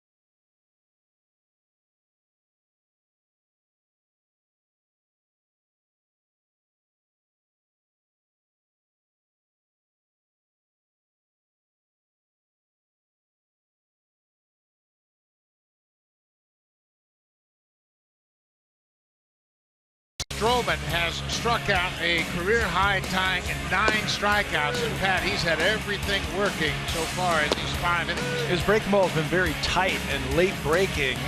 Houston Astros have not been able to pick it up. He's been putting the ball on the corners. He's been putting it where he needs to. That 9 strikeout game came on his birthday this year on May the 1st at Tampa Bay, and he's equaled that already through 5 innings. His slider's been great. His fastball command has been great. He's only walked 1 batter. He's given up 2 hits, and he's done it in 77 pitches. Marcus is now going to be working through the lineup for the 3rd time as he starts the 6th inning. In that previous 9 strikeout game, that was an 8-inning effort from Stroman. He allowed just 1 run on 3 hits to 103 pitches, but he has been much more effective so far tonight against the Astros. He hasn't been able to figure out George Springer. Springer singled to start the bottom of the 1st, stole second base, and then walked in the 3rd inning. Got to be careful with this guy because he can hit a home run as easily as he can steal a base. Lots of power, lots of speed.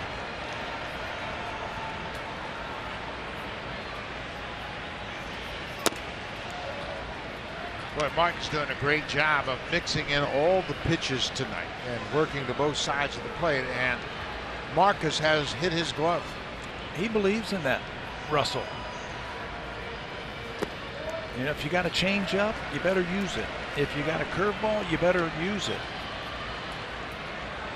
He does such a great job of working these young pitchers through these types of games.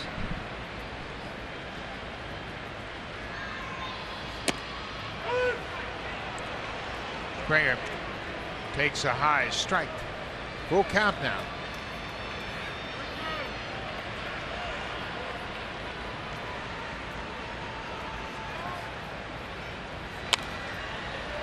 Breaking ball. He actually jammed Springer with it as he got underneath it. Hit it down near the label of the bat. Long swing. He might have been looking for a fastball. Marcus threw him a breaking ball at 88 miles an hour and tied him up. Astros do a good job of walking. They are 2nd in the American League in walks, in 1st in stolen bases. Obviously very important categories in a scoreless game. Especially to the leadoff man. You got to get this out.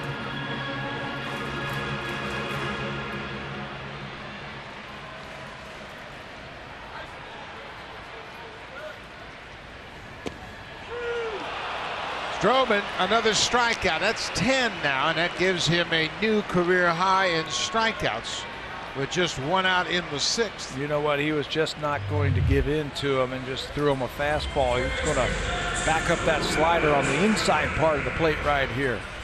They actually wanted that ball away, but it catches enough of the plate. 10 punch outs. There you go. New career high for Marcus.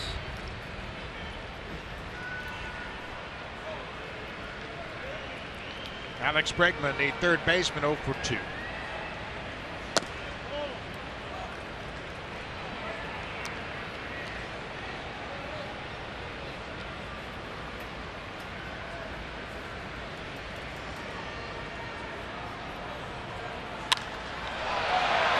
Fly ball, not that deep. Easy play for Pilar as he can stay on his feet to make that catch. Haven't been many balls hit to the outfield. That is just the 3rd one tonight that has left the infield. Lots of strikeouts, lots of ground balls for Marcus Stroman tonight.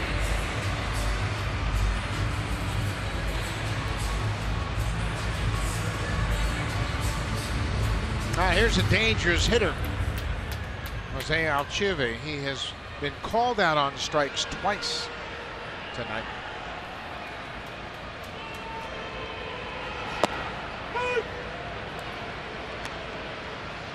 They have crossed up Altuve all night long.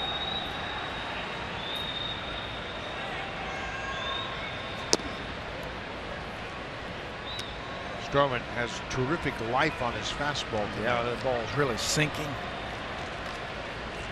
And then when he decides to spin it, it's late. It's a late breaker.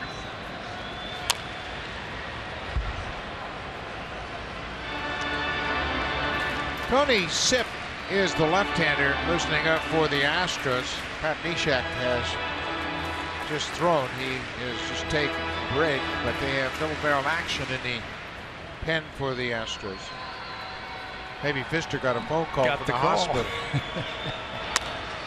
There's a fly ball to left field, and this is going to be the first run of the ball game.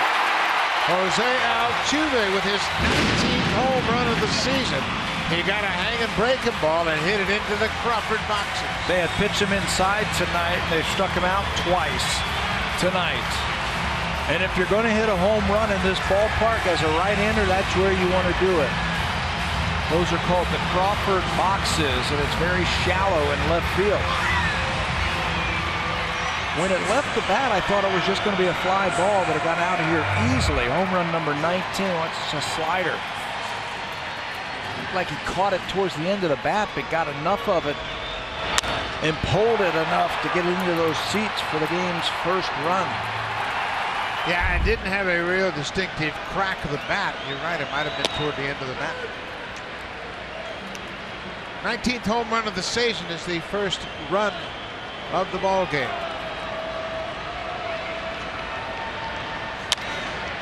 Ground ball, Travis at second, throws out Correa.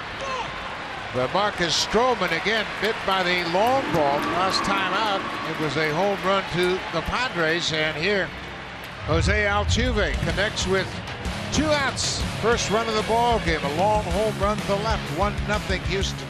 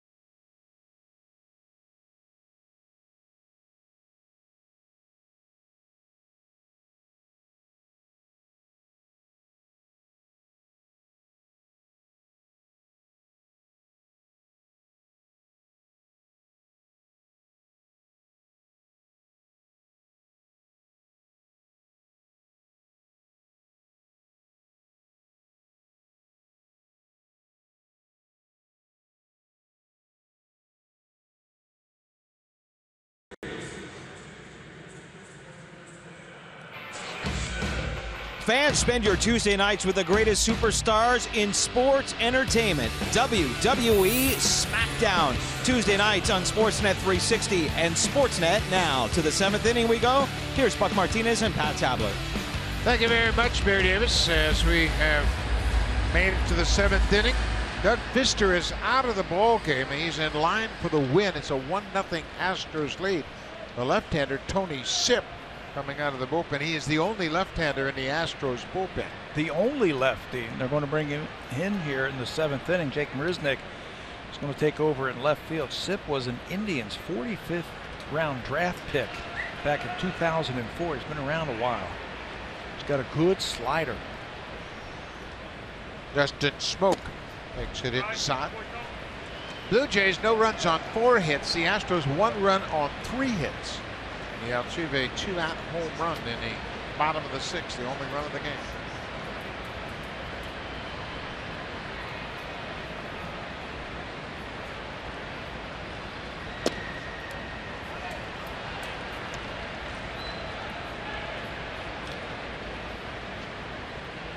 Jose Altuve having an MVP caliber season, no question about that.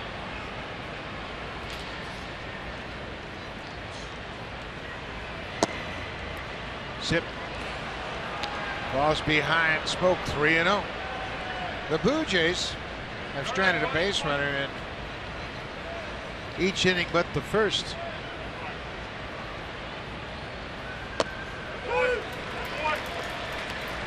Had a leadoff walk in the 6th inning as Bautista drew the leadoff walk, and then Pfister struck out the side, and Encarnacion, Saunders, and Martin in order.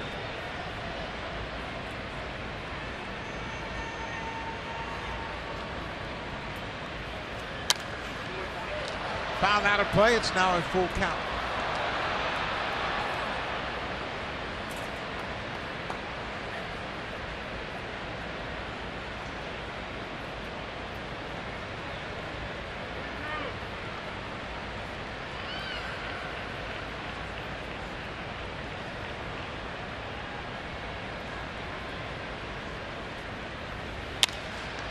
Fly ball down the right field line. Long run for Springer. He gets there and makes a catch.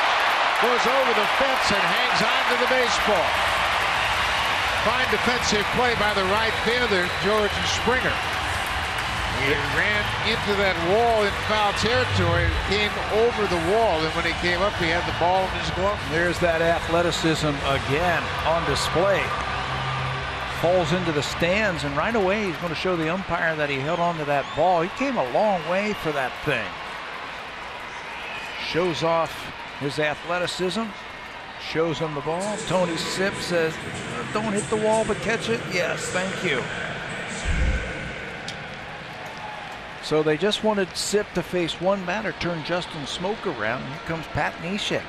Pat Neshek is into the ball game. Sipp got his man, Justin Smoke. Now it'll be Neshek to face Kevin Pillar with 1 out in the top half of the 7th. A 1-0 ball game.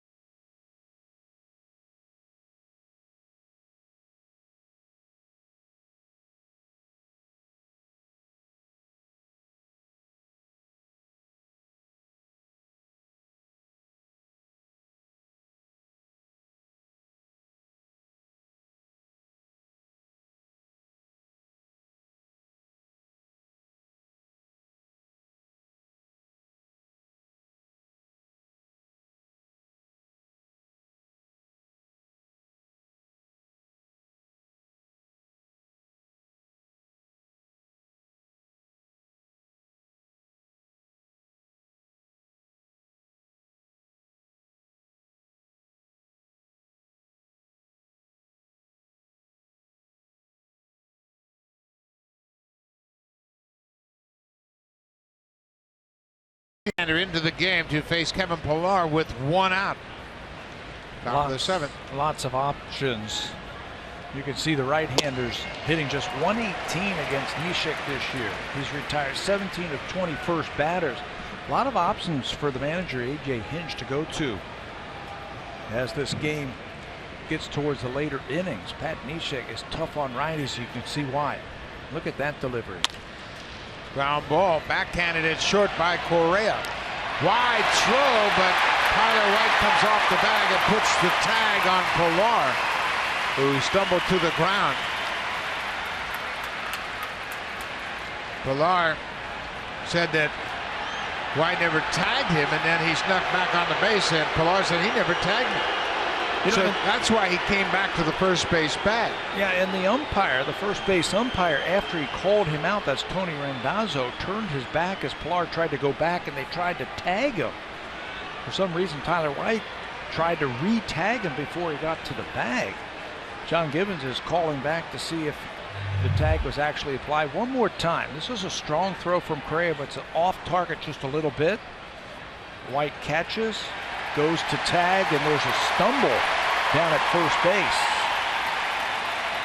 And you can see he's walking over to Pilar. Pilar never got to the bag, never touched it, but then he went back. There's the umpire saying, yeah, I got the tag. Watch the glove, and he looked like he tagged him as Pilar was trying to avoid the tag. Darwin Barney 1 for 2 so far in this game.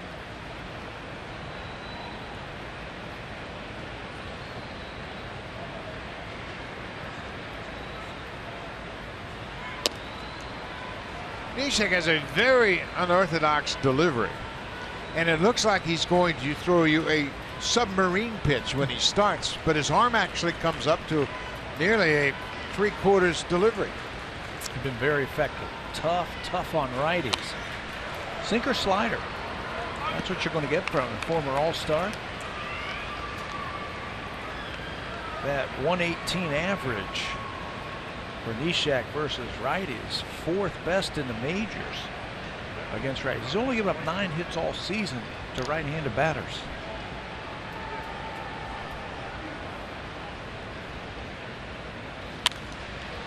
Popped in the air on the infield. Tyler White, the first baseman, gives way to Altuve, who makes the catch, and the bullpen retires the side in order. Zip got smoke, and then Neshek gets Pilar and Barney. Marcus Stroman trails 1-0.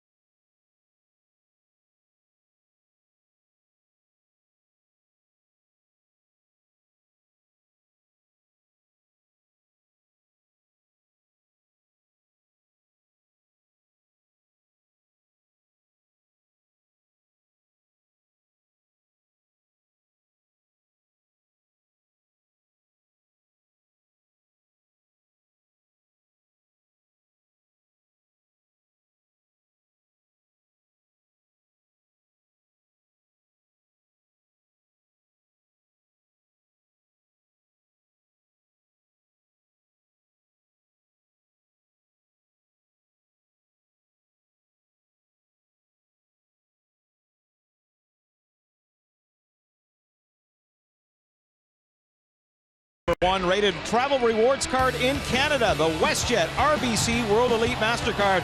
Visit rbc.com/WestJet to apply today. Those aren't clouds inside Minute Maid Park, guys. That is the remnants of the fireworks that went off after the Altuve home run. There's no place for those fireworks to go. They shut off the fireworks, and the smoke still lingering high above the field. Looks like Ghostbusters, doesn't it? The movie that's out. Kobe Rasmus, the center fielder, takes the first pitch straight.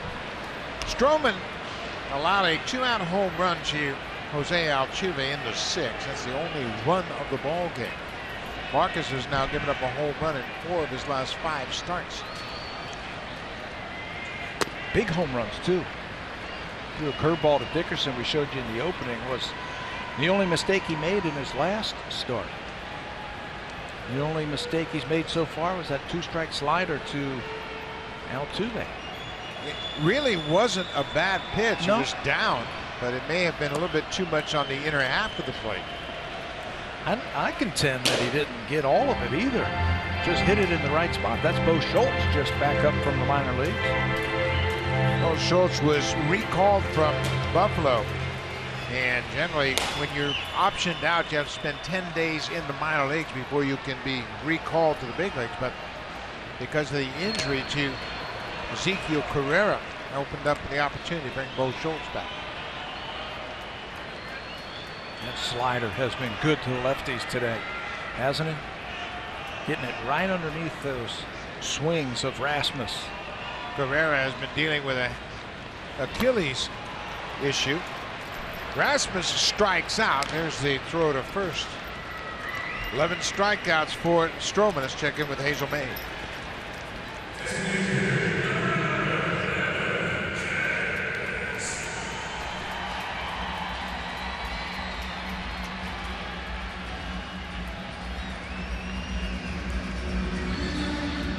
Max Kepler has done a very good job this season. The 3 home runs gives him 14 for the season.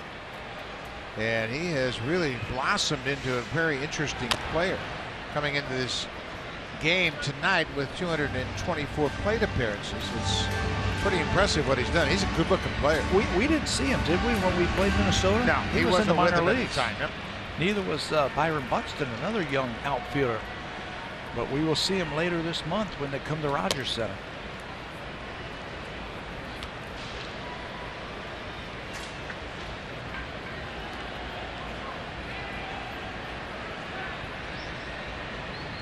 Evan Gattis has struck out twice against Stroman.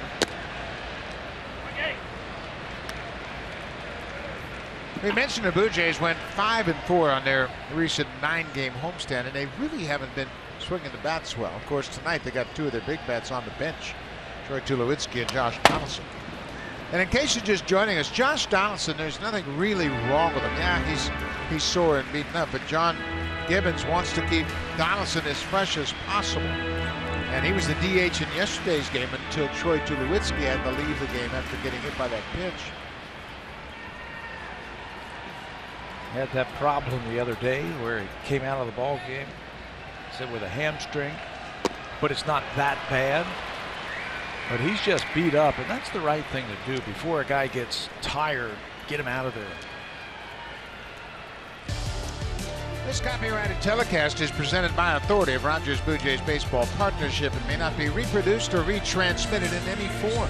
And the accounts and descriptions of this game may not be disseminated without the express written consent of Rogers Blue Jays Baseball Partnership.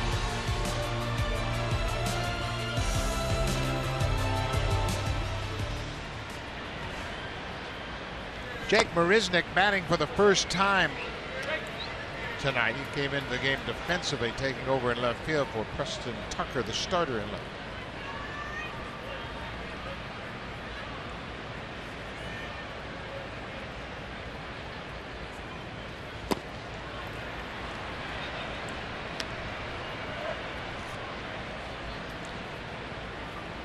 Marcus Stroman with 2 strikeouts here in the 7th. Has recorded 12 in this game. That's a new career high for Marcus. If he throws another slider like he did for strike 2, he's going to have another strikeout. That thing has looked like a fastball all night to these Houston Astros hitters, and then has just cut out of the strike zone right when it got towards home plate.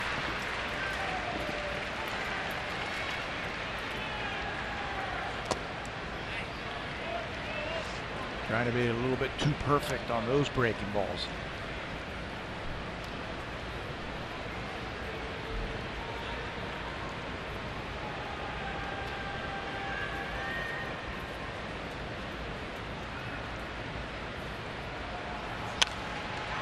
Popped over the screen out of play.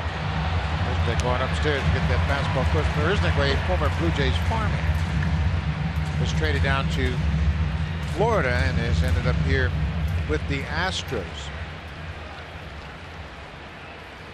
Stroman with 12 strikeouts has tied Aaron Sanchez for the team high in strikeouts this season. Now he has set a new team high.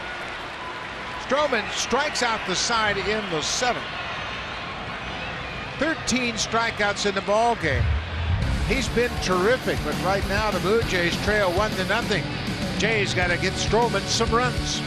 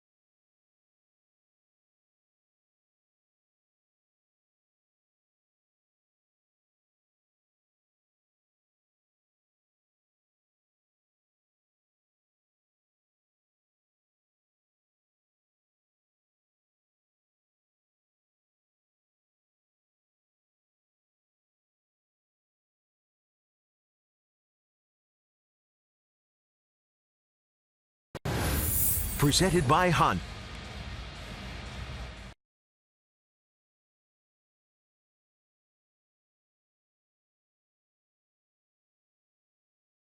To play on field at a Blue Jays fan camp in September. Visit a participating Boston Pizza locations and enter when purchasing any Budweiser and burger combo.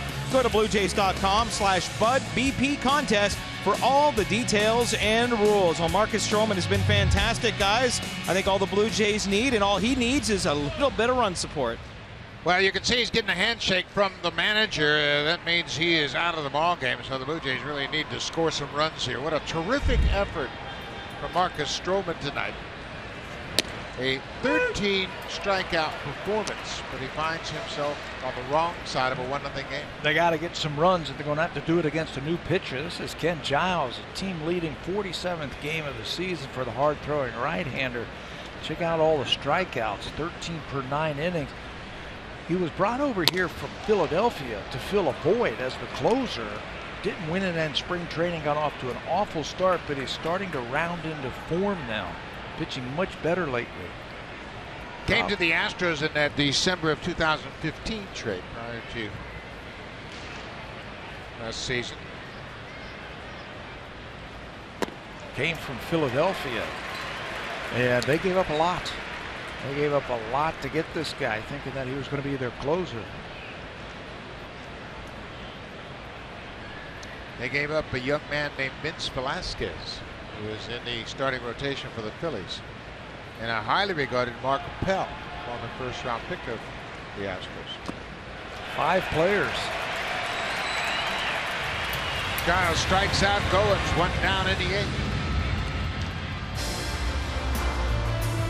Blue Jays on Sportsnet. Presented by Honda. The checkered flag event is back, celebrating over 50 years of racing heritage in every Honda. Beautiful shot of downtown Houston. We are at Minute Maid Park, and the Blue Jays trying to snap a 7-game losing streak here at this ballpark. And right now they trail 1-0. Devin Travis hitting leadoff tonight in the absence of Josh Donaldson. Bautista has been dropped into the 2 spot, where Donaldson hits.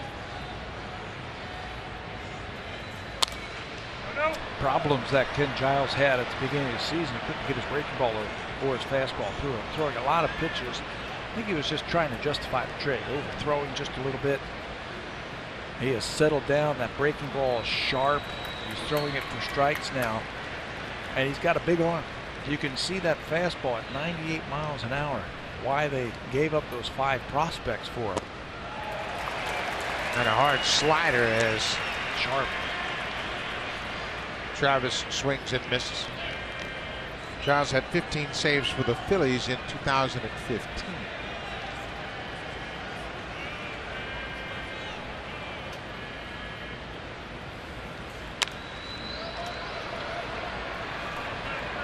That's 99 miles an hour right on your hands.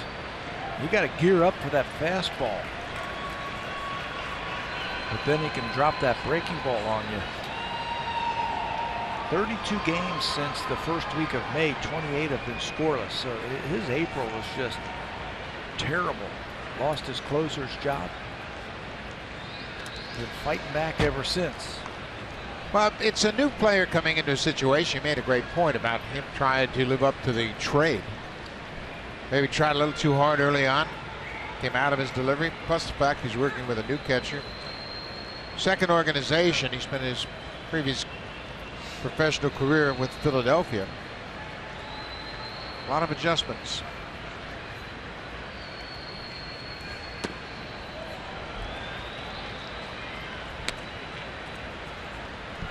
I'll throw another one at you too, because I've seen this in the past before.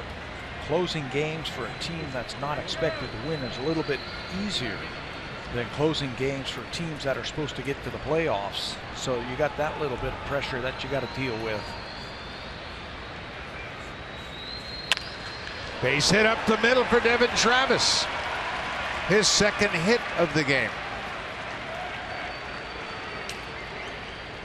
Doug Fister, the starter for Houston, in line for the win. He is the pitcher of record in this 1-0 game. He threw 98 pitches, and he was in control.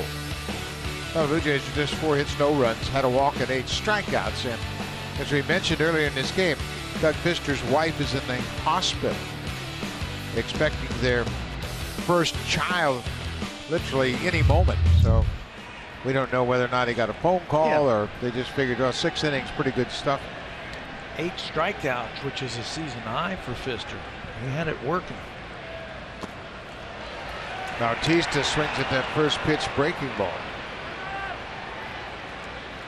Castro will throw behind the base runners. He loves to throw, and you better be careful when you take that secondary lead. Just plant yourself right there and let these guys who can knock it out of the ballpark try to do their thing. No sense in getting too big of a lead over there. The last thing you want to do is get picked off.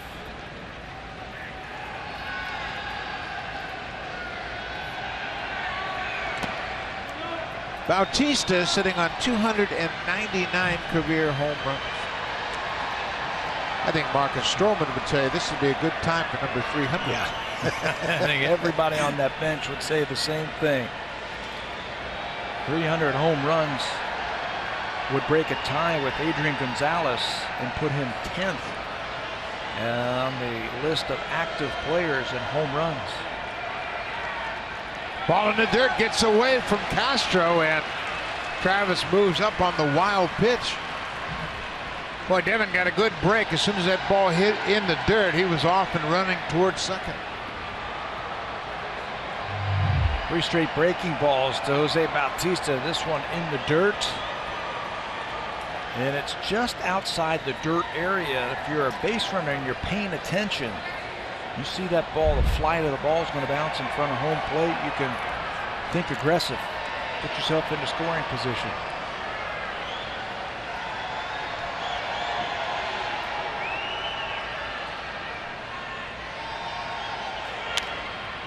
Foul back.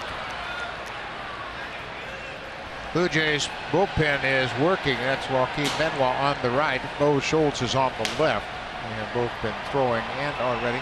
Marcus Stroman has already been given the handshake by John Gibbons, the manager, so he is done. Stroman, a run on 3 hits and a career high 13 strikeouts.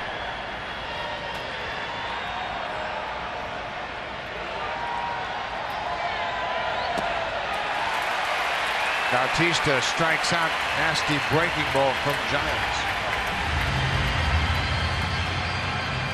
That is another multi-strikeout inning for Ken Giles. Can't just sit on that fastball when you've got that hard breaking ball.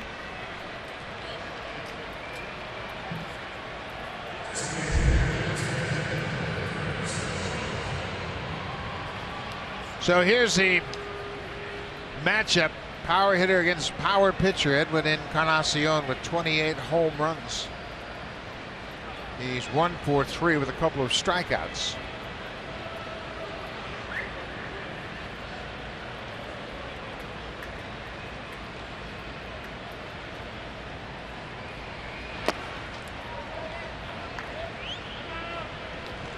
Breaking ball low for a ball. Even though Encarnacion represents the go-ahead run, I'd be surprised with first base open if they give him anything to hit. Yeah.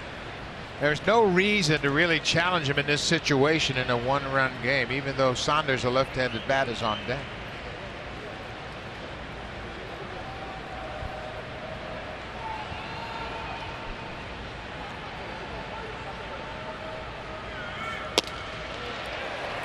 Fastball off the plate. And if he does get a fastball, I think they're going to pitch away from his power, try and stay away from him with that fastball. That's when you're hoping for a mistake, something out over the plate that he can drive into the outfield.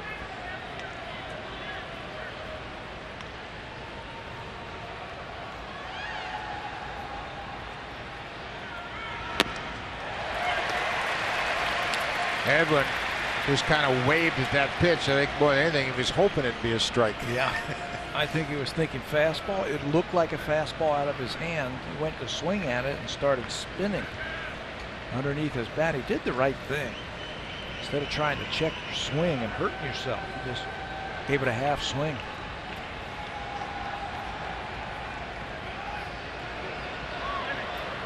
Altuve was standing at the bag when Giles spun around and didn't make a throw. He's going to come in and talk about him. And looks like Altuve said, hey, don't worry about Travis. Focus on Encarnacion. Yeah, I'm just back there because I'm in the shift position. Get that hitter.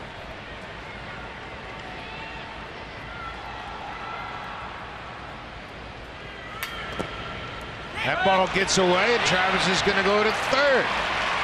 Second wild pitch of the inning thrown by Ken Giles. You know, when you're that runner out there at second base, you can see the flight of the ball. And if you read breaking ball and you can see it in the dirt, just take off. Bounces away. Again, a ball that just barely is away from home plate. He's able to advance. That's heads up base running. 3 balls and a strike. They walked him. They didn't want anything to do with Encarnacion. So that'll bring Michael Saunders to the plate. Saunders had an opposite field base hit in the second. He's 1 for 3.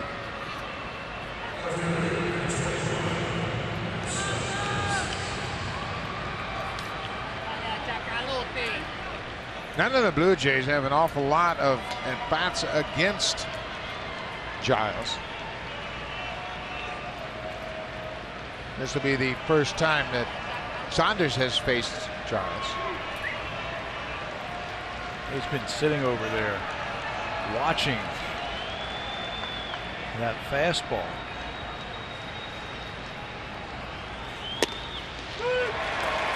High strike.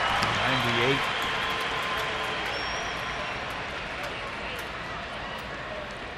This is just the 4th time Giles has pitched against the Blue Jays. We used to see him in spring training, didn't we? A lot. Yeah. Blue pitching Jays for the Phillies. Phillies. Seems like we played him every other day.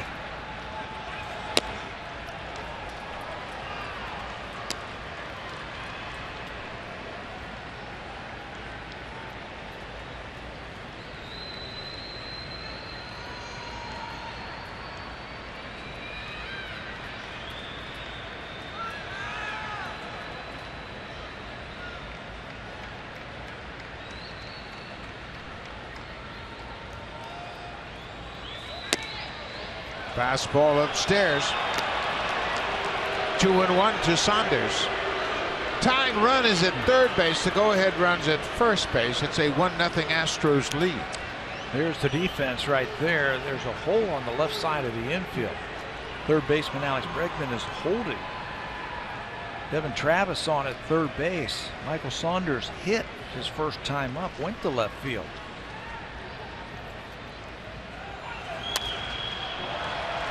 Late on that high fastball at 98. Everything is up in this at bat. Now you would expect to get that slider. He has worked him upstairs with the fastball. I don't believe he's thrown him one yet. Saunders has seen all fastballs from Ken Giles. Now, if you're the base runners, you might try and overthrow that breaking ball, so anticipate something in the dirt.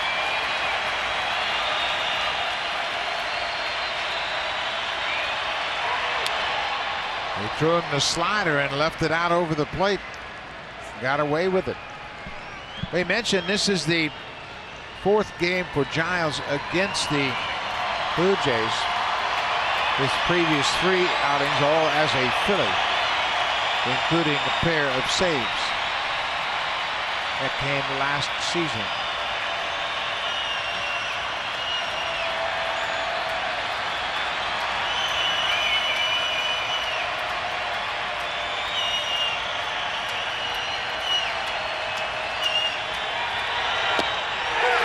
Saunders carving looking. Another breaking ball from Ken Giles. He protects his 1-0 lead. We'll go to the bottom of the 8th. Now time for a Blue Jays Central update. Here's Hazel May and Greg Zahn from the Samsung broadcast studio.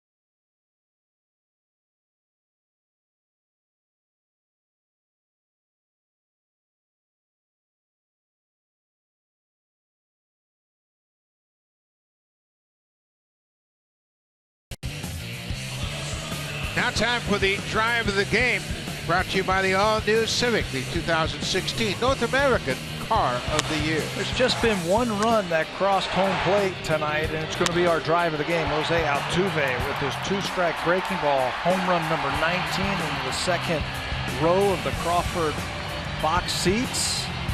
Jose Altuve crosses the plate tonight with our drive of the game. Tell you what, he didn't look like he hit that ball squarely, but he got it deep enough to left field, and that's the only run that we have seen tonight. Bo Schultz will come in now for the 10th time for the Blue Jays. There are his numbers: 327 earned run average in 11 innings. He has handled righties this year at 217, and he'll get a couple of them here. Schultz just came right back from the minor leagues after Ezekiel Carrera had to go on the disabled list this afternoon.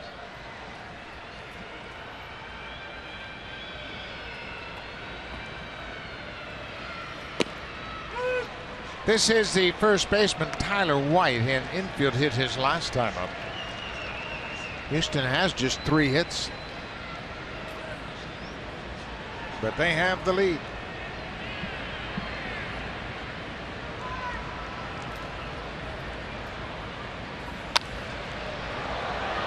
Way late on that pitch, and it was ripped into the second neck foul. Bo's got a good fastball. We have seen Schultz hit triple digits already this year when the team was in Chicago. They sent him down to the minor leagues. They said they wanted to teach him the splitter. And Pete Walker thinks that Bo Schultz can throw a good splitter. He's got big hands. It would be a great compliment to that fastball. Underneath that breaking ball there. The trouble he has had has been with the breaking ball. With the slider. You're absolutely right. Gave up a long home run to Dickerson from San Diego on that slider, and that's why they wanted to use that splitter.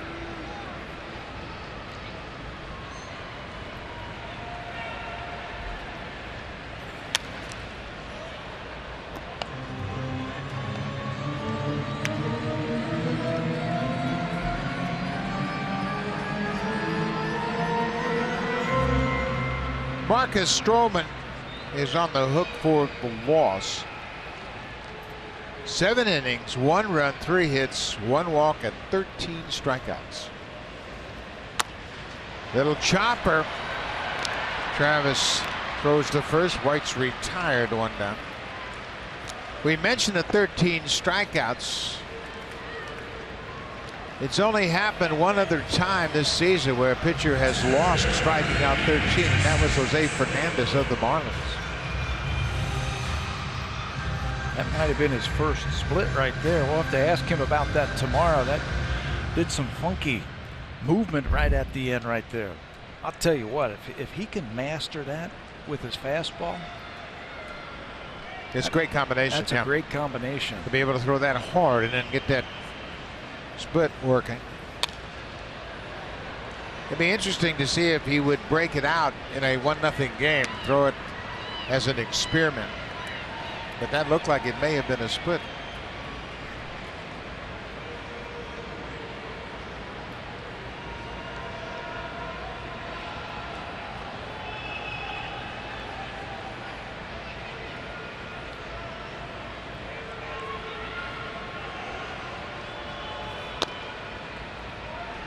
If the Blue Jays can't tie it up in the top of the 9th, Marcus Stroman would become just the 5th pitcher in franchise history for the Blue Jays to have 12 or more strikeouts and pick up a loss.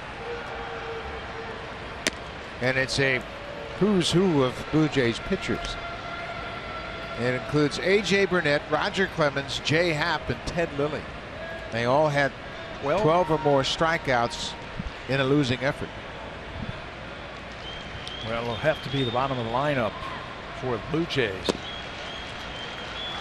It's going to have to get it done, starting with Martin, Smoke, Pilar, and Barney.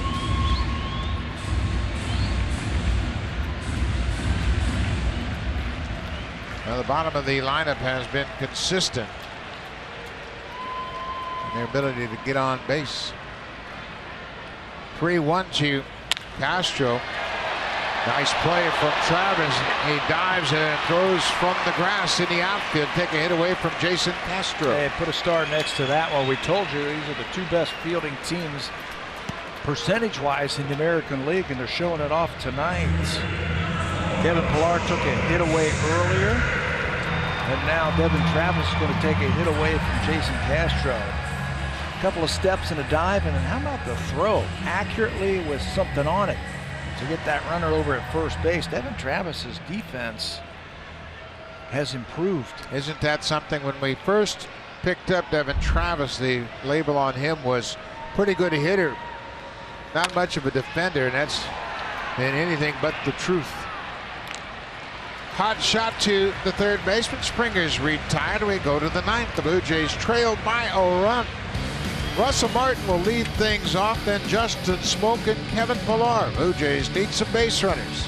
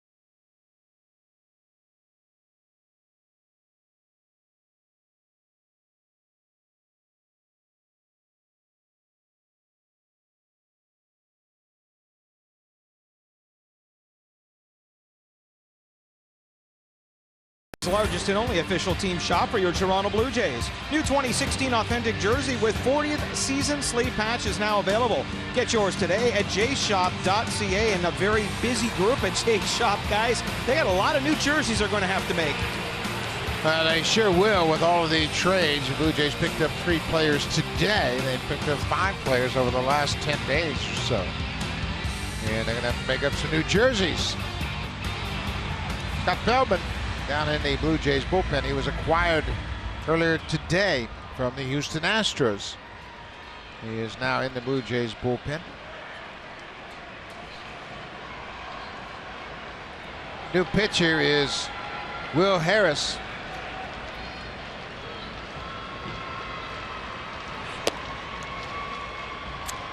The new closer for the Houston Astros. They've gone through a couple of them already this year. This was a setup man, and he was a good one. Now they've moved him into that closer's role. He's 11 for 13 in saves. Basically 2 pitches. A fastball that cuts just a little bit and a good overhand curveball. Throws pretty hard. Not very good control. Russell Martin has gotten ahead in the count here against Will Harris. 2-0. Now it's 3-0. Altuve not hesitating after that last pitch. He hustled in from second base and said, wait a minute, man, it's a 1-0 game. You got to come after this guy. Altuve is certainly the leader of this ball club, and he immediately bolted in from second base and said, hey, you can't give up a leadoff walk here in the ninth. Now with some power sitting on deck. Harris blew his second save the last time he was on the mound on Saturday. That was at Detroit.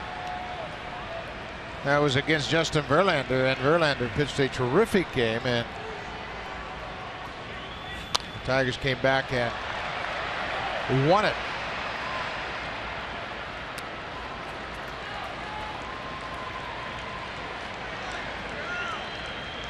The Blue Jays trailing 1-0. Their last 1-0 loss was September 28, 2014 against the Orioles.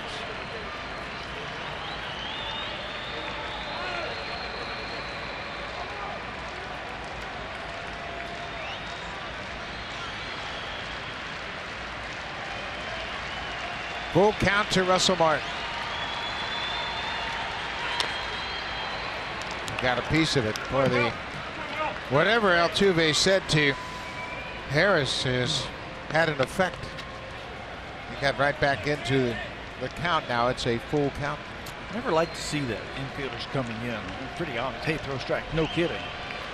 And it could mess up your timing, but that seems to have slowed him down just a little bit. Little bouncing ball up the third base line. That bounces foul. You can see he's got that nice little late breaking cutter. Some movement on that fastball. You're going to have to stay on it. Tough to pull that pitch. There's the bench for the Blue Jays. You wonder if Josh Donaldson could be in the mix here in the ninth inning as a pinch hitter. Doesn't look like he's getting ready to hit.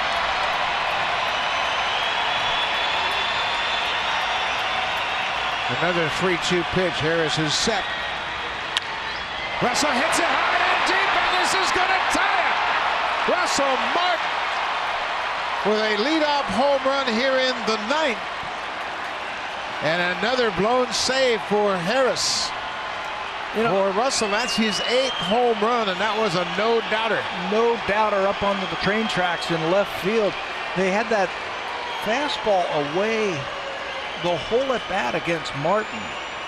And then for some reason, the catcher said fastball in, and that thing just cut right over the middle of the plate, right to the barrel of the bat for Russell Martin, and that thing was out of here quickly. One more time, watch the catcher on the inside part of the plate. The thing cuts right back to the middle, and Russell doesn't miss it.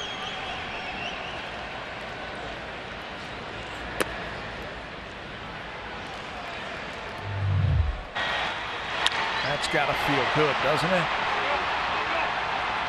He knew it as soon as he hit it. That's not coming back. Smoke fouls it off. Well, what a big hit for Russell Martin and the Blue Jays. His 8th home run gives him 40 RBIs on the season and makes it a brand new ball game here in the ninth.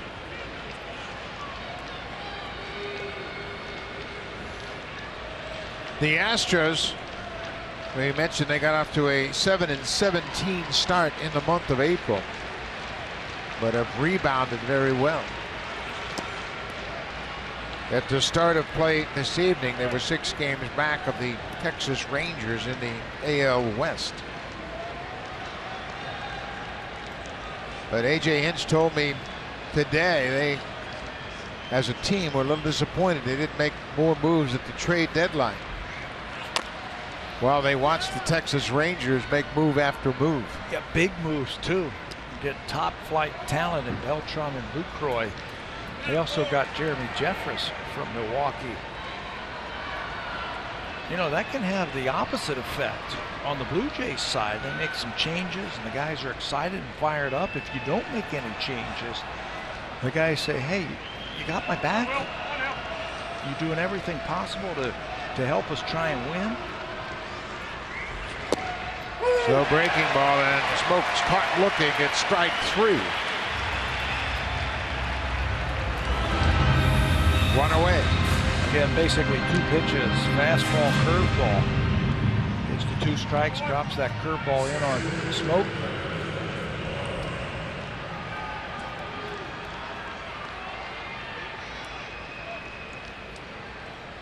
Ken Giles struck out the side in the 8th.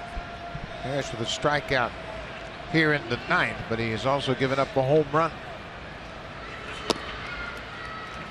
Kevin Pillar 0 for 3.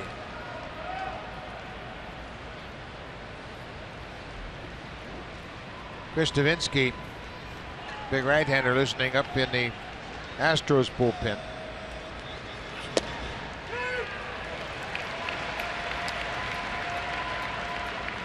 Harris' fastball has a distinct cut to it.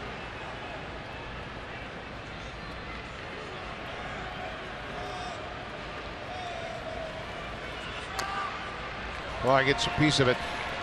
Pat, let me ask you this. You talk about closers. They've had 3 different closers, and that can have a negative impact when you keep juggling around your closer situation. You see the Blue Jays bullpen, Osuna and Benoit. Osuna if they take the lead, Benoit if they don't. I'm with you.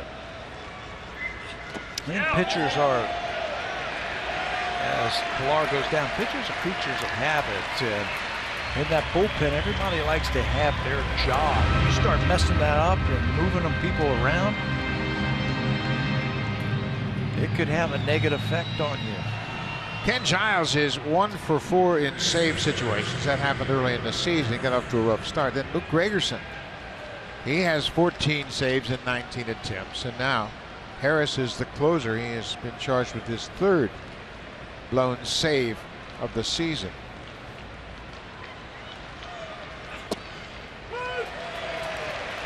Darwin Barney 1 for 3, starting at 3rd base in place of Josh Donaldson, who was given the night off.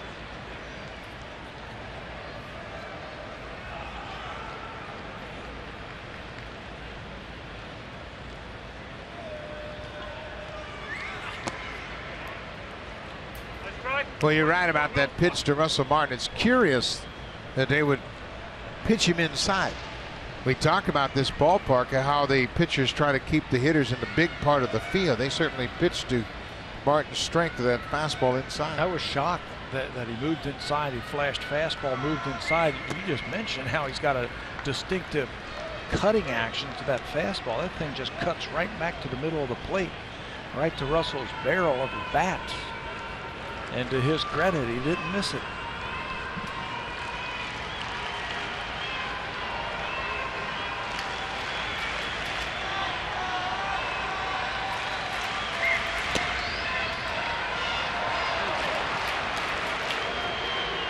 Three and 1 now to Darwin Barney.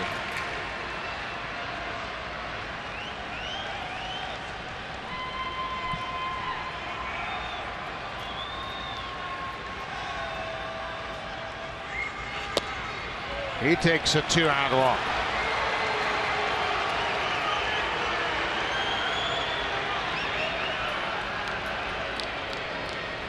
A.J. Hinch, the manager, out of the Astros dugout. And he's going to make a pitching change. He's already made the call down to the bullpen. So Will Harris is on. Chris Davinsky coming in. The closer has been charged with a blown save. The Blue Jays on Russell Martin's home run have tied it up here in the 9th. It's a 1-1 game.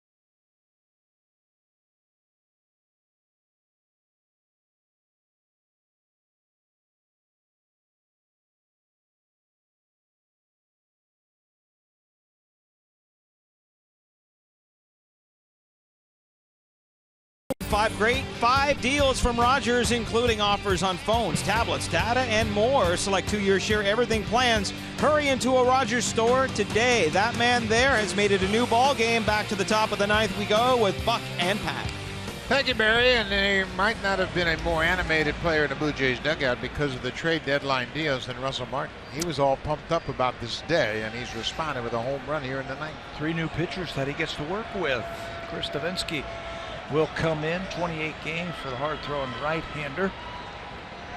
He will face Ryan Goins here with 2 outs. Ryan Goins just back from AAA Buffalo. He's had 3 strikeouts tonight. And there goes Barney on the first pitch. And Goins fouls it out of play. Right, Barney was just trying to steal it, and Goins fouled it back. The element of surprise. Darwin has 2 stolen bases this season, but I think they just took a shot to try to get him into scoring position. Exactly. And he got a good jump, and he had a chance. But that high fastball was fouled off. The element of surprise is now over. Bet he throws over. Yeah. But you're right. You come in, and the new relief pitcher's thinking all about getting this final out. He doesn't think about a stolen base, especially with a guy like Barney, who has just 2 steals all season long. It was a good time to take a shot for Barney. Ground ball. Altuve gets a big hop, and that'll do it. But the Blue Jays have tied it up in the ninth. Russell Martin leading off the inning, hit a fastball to the seats in left. A beautiful swing, and that makes it a 1-1 game.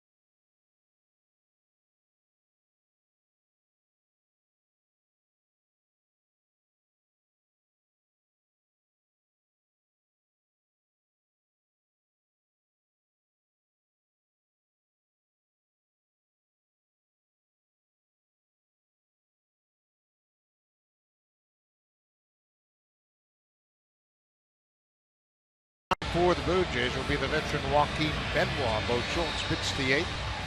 And now in the 9th, it is Benoit making his 30th appearance of the season. In 4th and 5th, 5 games since they acquired him from Seattle for Drew Storen. Benoit, repertoire, good fastball, slider, split combination.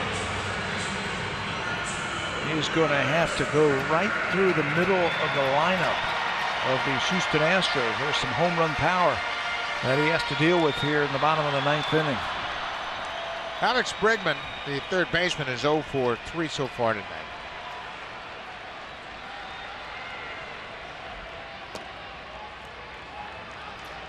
It'll be Bregman, Altuve, and Carlos Correa, 2, 3, and 4 in the Astros lineup. Altuve homered in his last at bat in the 6th. Little squibber back to the mound. 1 away. Now for a preview of what's coming up on Sportsnet Central. Here's Ken Reed and Ben Ennis.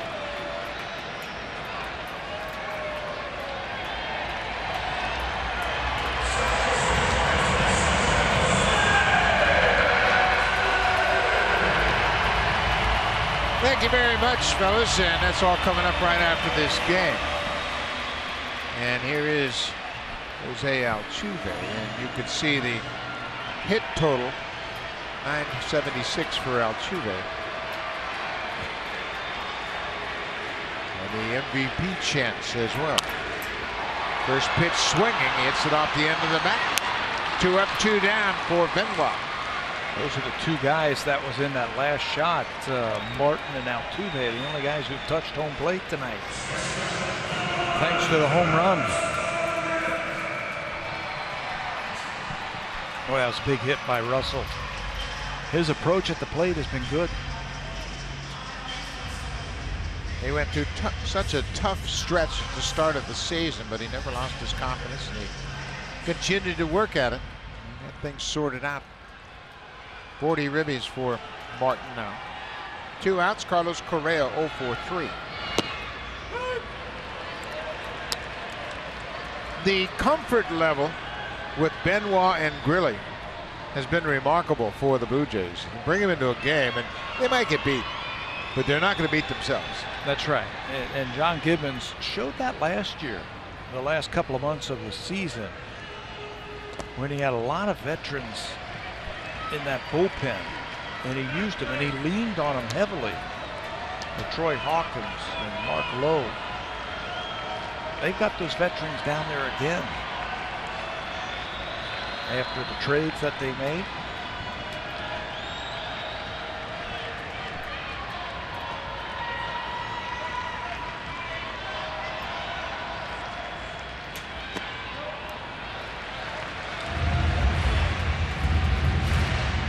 Two balls and a strike to Carlos Correa. I mentioned that Scott Feldman is in the Blue Jays bullpen, but he pitched a lot yesterday through 2 innings, through 38 pitches in Detroit against the Tigers. Gave up a couple of home runs in those 2 innings of work, so he's probably not available tonight. And this is just a guess, because the Blue Jays don't like to tell us those things. They used 6 relievers yesterday in that 12-inning game. You got to figure Jason Grilli might be down tonight also. He's had a lot of work over the last few days. Told you Benoit, this is 4 games now that he has pitched in 5 games since he's been with the Blue Jays. There's a 2-out walk. So Benoit walks Correa. And he looked like he was pitching very carefully. Pitching him around him. Correct. Yeah, pitch around him because he's got great power. Probably has seen the scouting report that Colby Rasmus has been struggling lately. Didn't want to have anything to do with Correa. Would have to take his chances with Rasmus. Rasmus is 0 for 3 tonight. He is 3 for his last 53. A couple of strikeouts. And he has a lot of swings and misses. He also has a lot of power. And if he does connect, he can hit it a long way. Low ball hitter. And that's where Benoit's pitches are down. Splitter, fastball splitter down. Outfield very deep, nothing over your heads.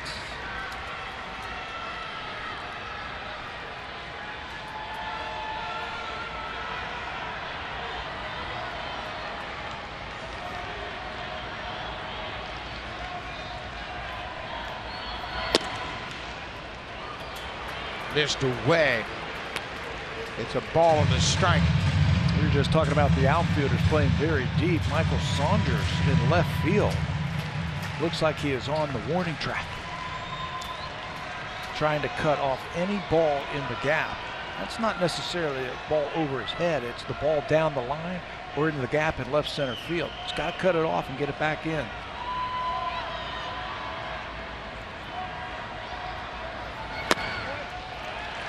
Downstairs.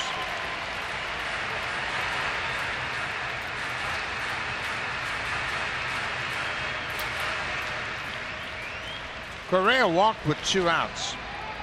He can run. He's got 10 stolen bases.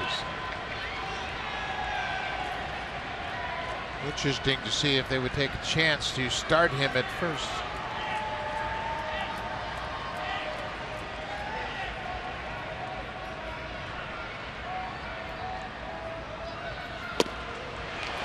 Strike 2 to Rasmus. He can go a couple of places here now. He can go with that fastball again, or take a chance with that splitter and try and get the strikeout. I'm with you. I'm surprised that Correa hasn't tried to steal a base. Yeah, and especially in this shift setup defensively with Goins on the first base side of second. He might go now.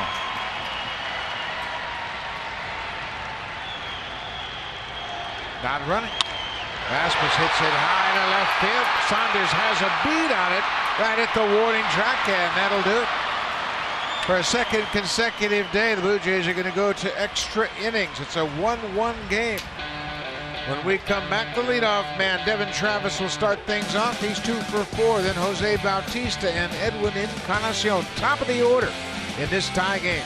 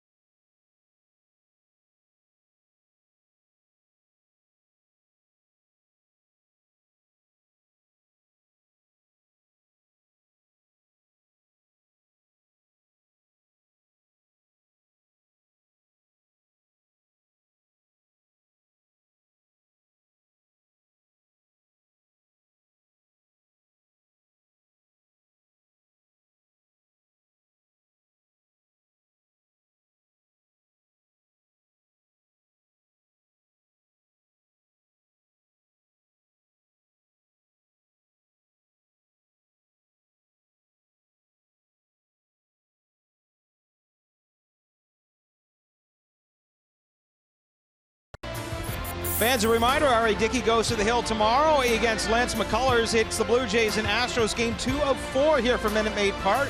Our pregame show gets underway at 7:30 Eastern, 4:30 Pacific right here on Sportsnet. We go to extra innings. Here's Buck and Pat. Thank you very much, Barry. Indeed, extra inning. Blue Jays played 12 innings yesterday in a loss to Baltimore. So now it's a challenge for both of these bullpens. Devin Travis hits it in the air to center field.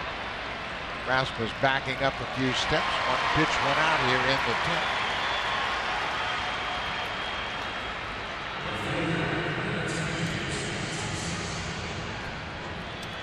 Jose Bautista is 0 for 3. He has a walk and a strikeout.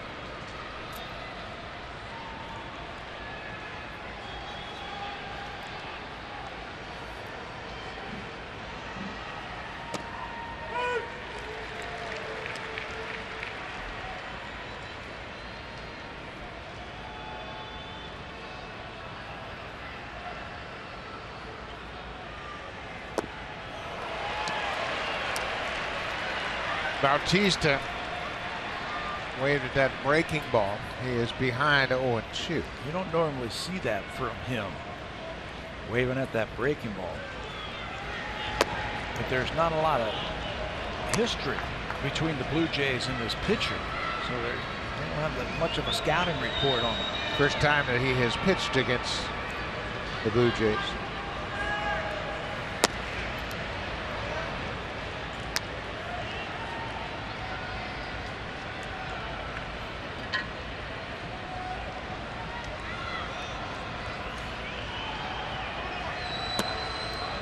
He got kind of a funny arm swing, like a short arm swing, and it's difficult to pick up the baseball. Not sure where that release point's coming from.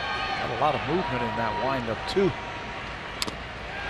Foul chip hung on to by Castro. Bautista strikes out. 2 outs, top of the 10th. Didn't know if he was going to challenge him or not, 3-2, but he throws him a breaking ball.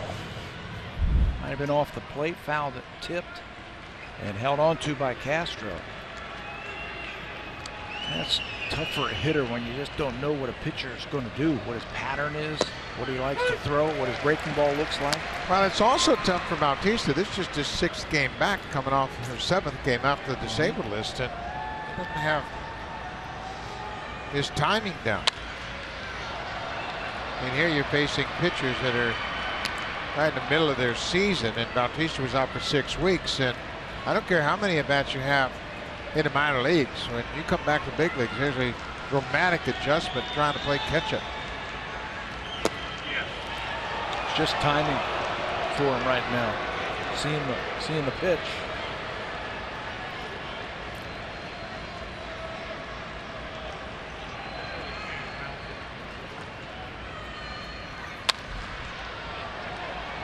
That went in an effort to keep that ball down the right side, hits it into the seats. He had good coverage out there. Doesn't hit a lot of balls to right field, but Springer's playing it basically straight away in right.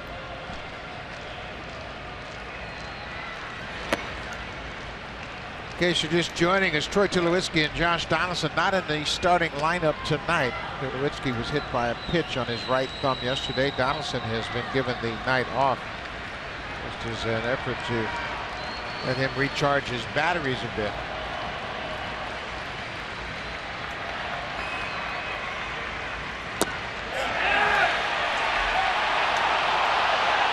No swing, according to Tony Randazzo, down at first. He was asked the appeal by Jason Castro. I think the fans thought the pitch might have been a strike, and then they thought that he might have swung. But no, says Tony Randazzo.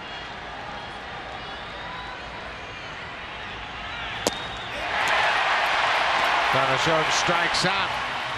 Stavinsky retiring all 4 batters since he's come into this game. We'll go to the bottom of the 10th, still 1-1.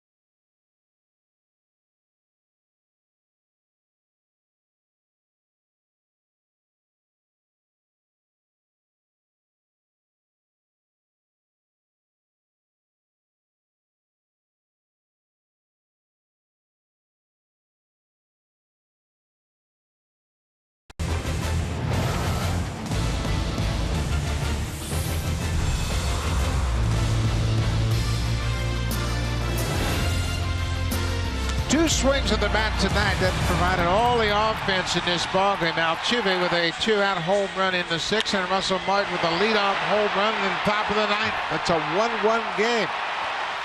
Altuve and Martin with solo home runs, the only runs in this ballgame. Great pitching from both sides. The starters were outstanding tonight for the Astros and the Blue Jays, and now the bullpens have been as equal, as good. And out of that bullpen for the Blue Jays for the 3rd reliever tonight, Joe Biagini. 3-2. Biagini's done a nice job. Yes, he has. For a guy who hasn't pitched above Double-A until this season, he's a Rule 5 player. from the San Francisco Giants. Joe's only walked 12 batters in 40 2/3 innings this season, pitching out of the bullpen. Evan Gattis, the DH. He has struck out all 3 times he's come to the plate. And he's got one thing on his mind, doesn't he? After you saw that first swing, try to end it. Marcus Stroman struck out 13 tonight in 7 innings of work. Good curveball. Biagini, as Pat mentioned, had never pitched above Double-A prior to this season, and he had a little rough spot middle of the season. Oh, what an at-bat. He really carved up Gattis. 4 strikeouts tonight for the Astros DH. That's what happens when you try to end it with one swing. You end up striking out, and that's something that Marcus Stroman did a lot tonight. 13 punch-outs for Marcus in 7 innings. He got the side 3 times in the 4th. He did it in the 7th. He struck out multiple batters in the 1st and in the 5th also. All told, just 1 earned run. That mistake, and it really wasn't a mistake. It's a breaking ball home run. A good hitter hit a good pitch. Yes.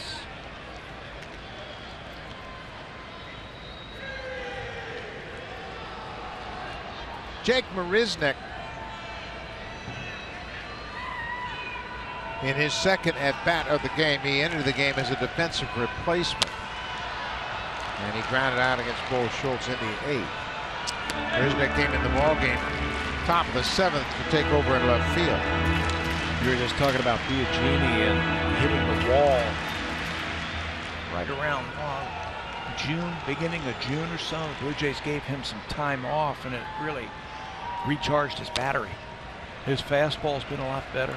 His curveball's been a lot better. And now his cutter has been a lot sharper. John Gibbons gave him about a week off.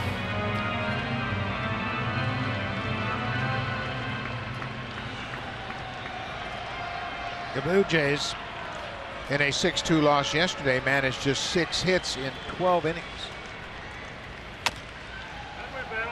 They have 6 hits through 10 here tonight. The hitting's been just off a bit. Got to give some of that credit to the pitching. Chris Tillman was really good yesterday, and we all know about Baltimore's bullpen, how deep and good that is. Pfister was good tonight.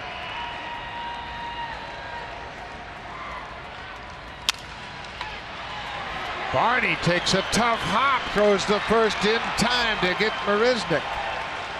Marisnick can run. Barney came in quickly and took the short hop and threw the first in time. You know, Darwin knows that Marisnick can run, so he's got to make a decision, a quick decision. If I lay back on this ball, he's going to beat it out. The only play I have is to charge it, catch it on that in-between hop. And once that ball found his leather, he was able to finish it off. It's a good play. The front-running Orioles are off tonight. They'll play tomorrow and pick things up in Baltimore tomorrow. The Red Sox are in Seattle to play the Mariners. They're in the top of the 5th in a scoreless game. Both teams with just 1 hit.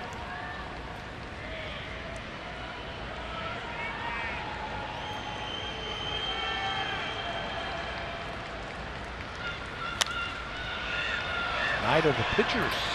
That sure is. Eduardo Rodriguez on the mound for the Red Sox. 4 innings of 1 hit ball with 4 strikeouts. James Paxton, 4 1/3, 1 hit allowed. He hasn't walked a batter and struck out 1. That game, this game, how about the Kansas City Tampa Bay game tonight? Danny Duffy, 8 innings of 1 hit ball with 16 strikeouts. Have a night.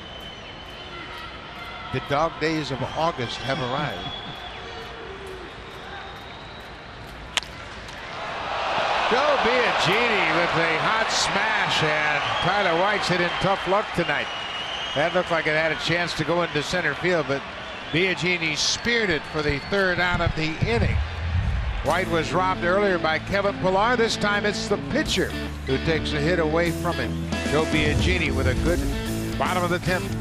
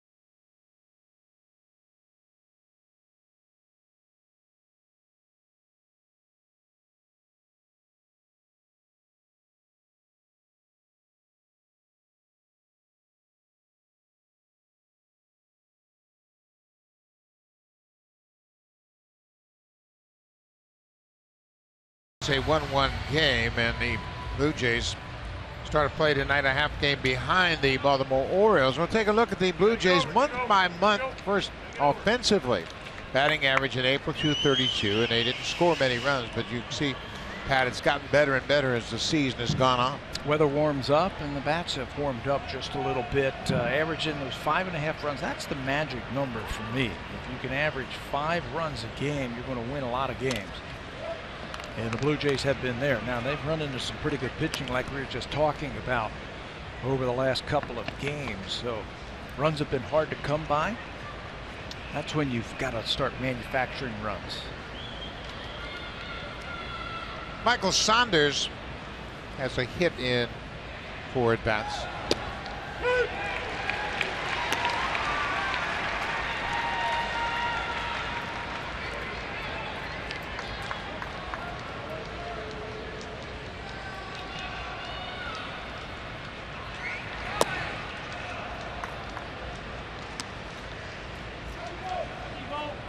It's been a lot of strikeouts tonight. We mentioned Marcus Stroman's big night all by himself with 13. But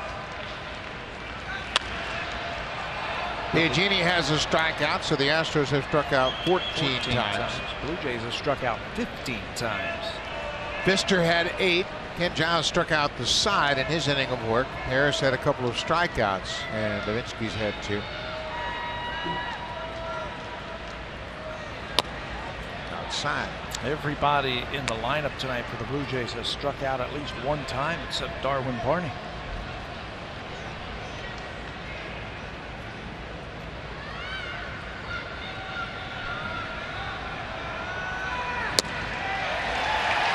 Off-speed pitch, and there's another strikeout racked up by the Astros. Michael Saunders strikes out to start the 11th. Levinsky has made 4 starts this year, so he's got some length. His last outing at Detroit on Friday night, he pitched 3 1/3 through 51 pitches, so he can give you some innings. And he's throwing hard, throwing some quality pitches. That one was 94 on the knees. Not much you can do with that. They're carrying 8 relievers, and they've used 5 of them already tonight. Well, they used 2 to get through the 7th inning. Tony Sipp came into the game and pitched to 1 batter, and Matt Neshek got the next 2.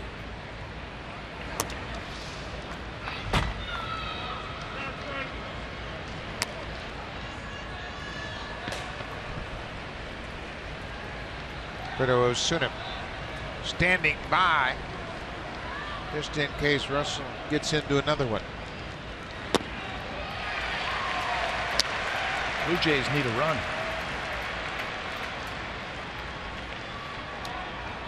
I think they're playing short down in that bullpen, so they can't go too much deeper into this ball game.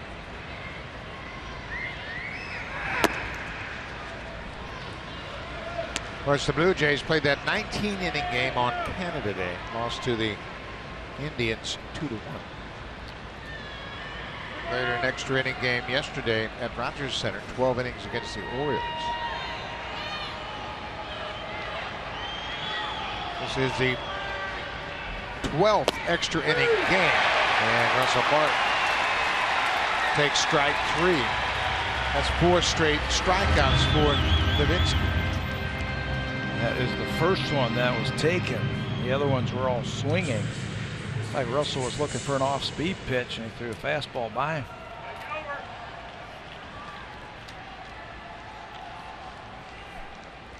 This is the first game of a 7-game road trip. 4 here in Houston, 3 in Kansas City. Justin Smoak, the first baseman. Blue Jays have stranded 8 base runners this evening.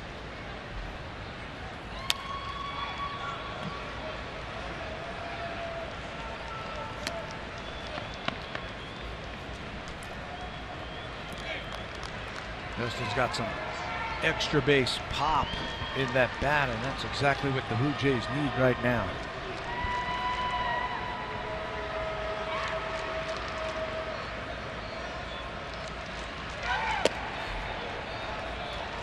Davinsky's done a nice job of mixing his pitches very effectively. And he has kept the ball out of the middle of the plate.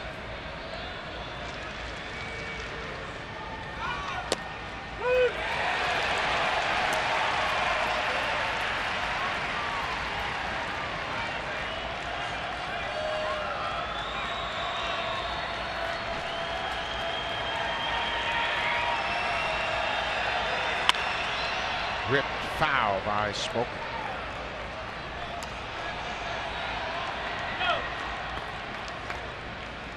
Davinsky throws his changeup almost as much as he throws his fastball. Both about 38%. Mix in a curveball and occasional slider. Not very often will he throw a slider. Here comes the curveball.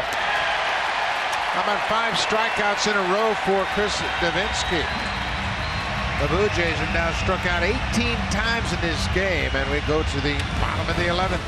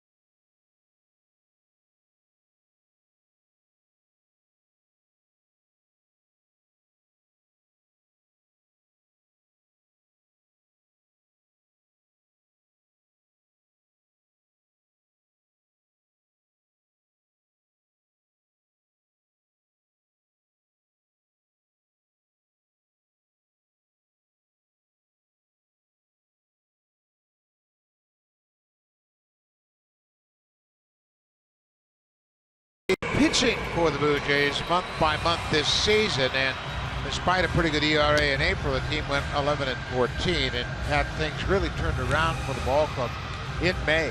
How about that? 17 wins by the Blue Jays with an outstanding earned run average of 3.4. A little bit of a hiccup, I guess, in June, but they still had a winning record, and then they had a great July. 337 earned run average. That's team earned run average. Marcus Stroman had a great month of July. Jay Happ had a great month of July. Aaron Sanchez was undefeated in July. Trying to kickstart August on a good note with a win. Joe Biagini with his second inning of relief. First pitch swinging, that is Jason Castro. The catcher batting ninth, his first hit of the ball game. He was robbed of a hit in his last at bat in the 8th inning, and this time he goes more up the middle for a base hit. Astros get their first hit since the 6th inning. That was the home run by Altuve. Through the shift, 3 infielders on the right side of the infield, but he's able to find a hole.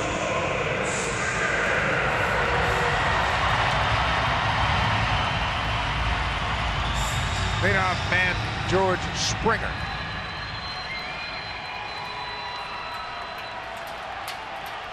You wouldn't expect the Astros to bunt in this situation. Wouldn't want to give away an out. Powerful Springer at the plate. Yeah, you got a right-handed hitter in this ballpark. You're thinking about extra bases right here. Can't really pinch run for the catcher, Jason Castro, because their backup catcher is tonight's DH. They are playing a little short on that bench also. They've had some of their players banged up. Good fastball. Biagini's ahead of 1-2. The Astros have just 2 players on their bench. Carlos Gomez and Marwin Gonzalez. Jake Marisnick came into the game as a defensive replacement back in the 7th. Gomez has a hamstring problem, and Gonzalez has a little bit of a hand problem. They're banged up. They can play, but they're banged up.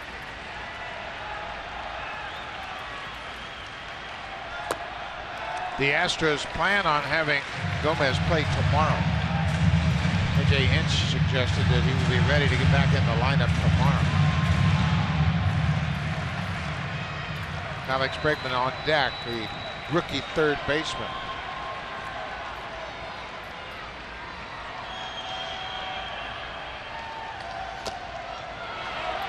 Springer gets a piece of it to stay alive. With so many strikeouts in this game, neither club has turned a double play.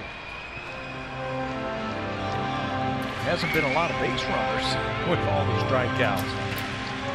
That base hit right there by Castro is just the 4th of the night for the Astros. Teams have combined for 32 strikeouts tonight. The Blue Jays have matched their season high offensively with 18 strikeouts. Ground ball. This could be a double play. Nice flip to Goins, back not in time. Springer out, ran it.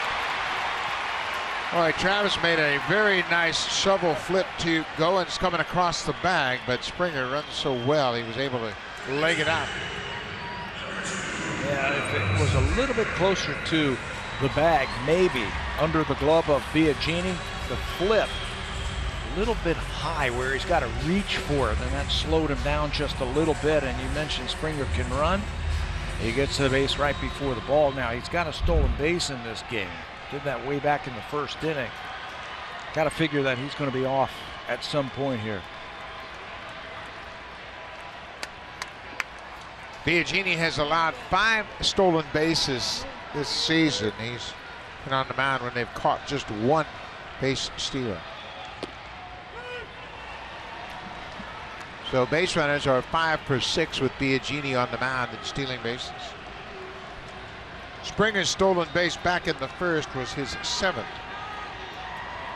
But he's been caught 8 times.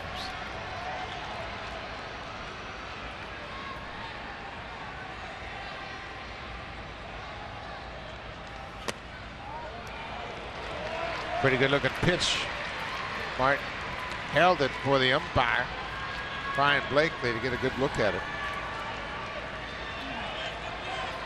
Bottom of the 11th.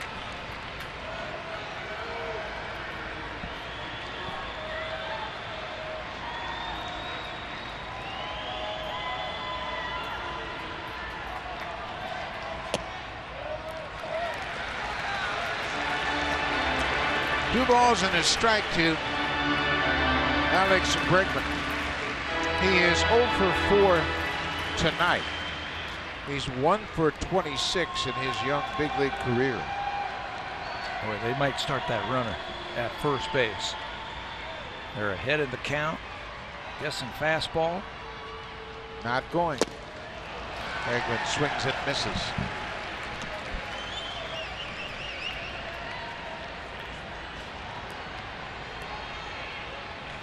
The Astros are among the leaders in the use of analytics. They use a lot of information to evaluate their team, evaluate their opponents.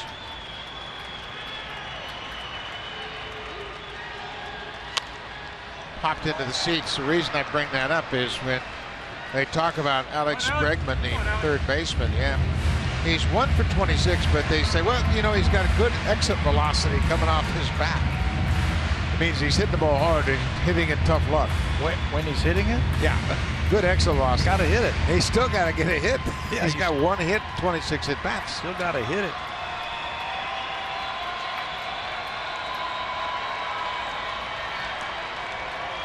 Make him stop. There he goes. Fouled back. Thank you. Well, I tell you what, and if you're paying attention, all you got to do is keep your eye on Springer. When his feet continue to move, he's going to run. Yeah, every lead over there at first base until that last one, he was set. Now look at him. He's starting to shuffle, shuffle, shuffle. You know he's going to go. Yeah. That's exactly how he stole second base in the first inning. Yeah, he just kept moving. You got to make him stop. Hold the ball.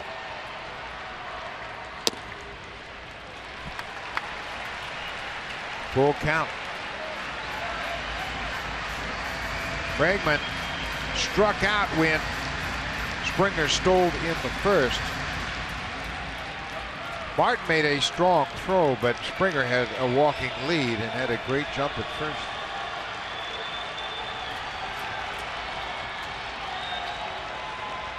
There he goes. Swing and a miss. Here's the throw to second. They've got him hung up. He hustles back to first. The ball was in the dirt. Travis knocked it down, and Springer alertly headed back to first and dives in safely. Boy, what a heads-up play by Springer. You can get a feel as a base runner if you got a good jump or not. He must have felt like he didn't get a good jump. He looked over his shoulder and saw that it was strike 3.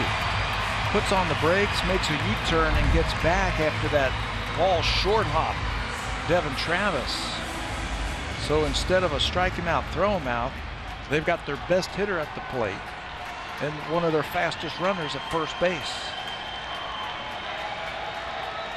Jose Altuve 1 for 4 with that solo home run. That came in the 6th.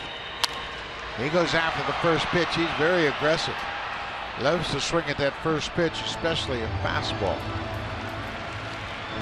Altuve is in his 6th big league season. Came up for the first time in 2011 as a 21-year-old. He has led the league in hits the last 2 seasons. This home run, his 19th of the season.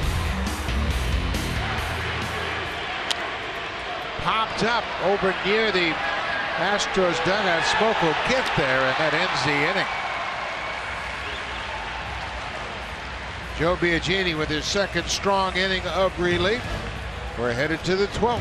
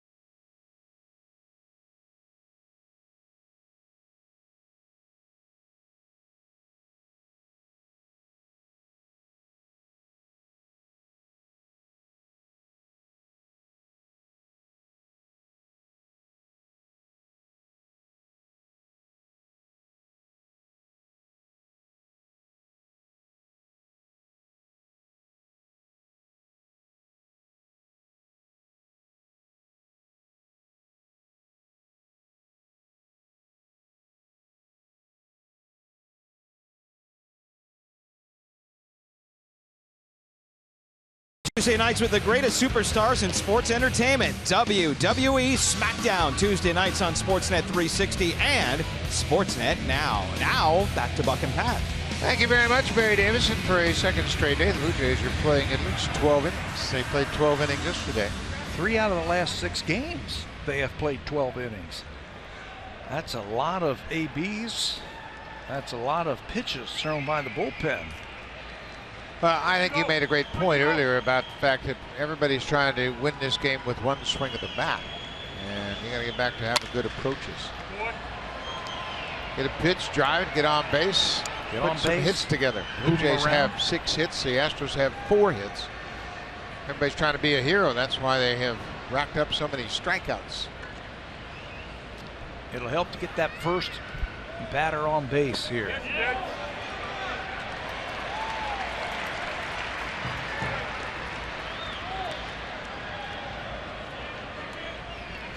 Tony Randazzo down at first base. Hearing it from the Blue Jays dugout.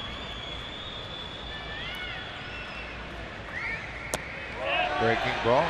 This time he said no swing. Another breaking ball from Davinsky. He is swinging before he sees the ball right now, so they're throwing him a lot of off-speed pitches.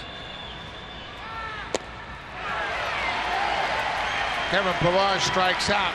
Davinsky has struck out 6 straight Blue Jay batters.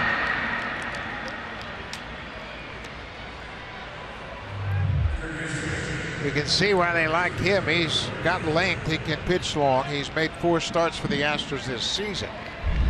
And that's a valuable arm to have down in your pen. A guy that can give you multiple innings out of the bullpen.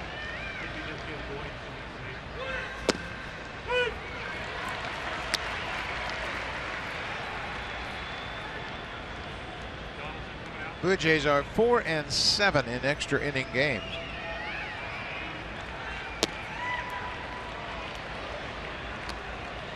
Look at this. Josh Donaldson has put a helmet on. He's putting his armor on, and looks like he's getting ready to hit.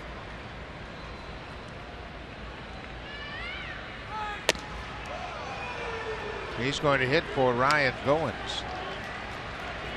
Darwin Barney with a 2-1 count. Donaldson now out on the on-deck circle, limbering up. He was the DH in yesterday's game, as that ball was fouled off and actually had to come into the game defensively. John Gibbons trying to give him a quote half day off DHing, and that didn't work out. Well, I guarantee you Josh Donaldson lobbied for this at bat. So, hey, Skip, put me in there. I've been resting for about 3.5 hours. I'm fine.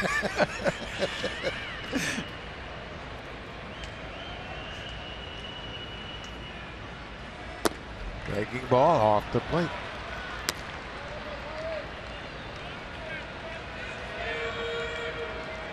Chris Davinsky has retired all 8 batters he's faced since coming into the game in the 9th.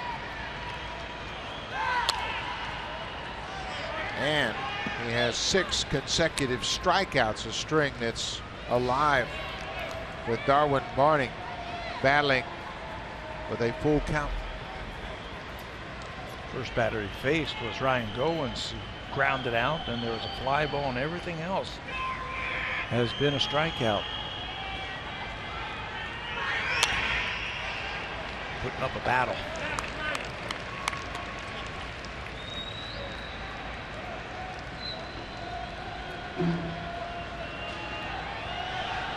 Fans, Blue Jay fans are getting their money's worth watching their team tonight.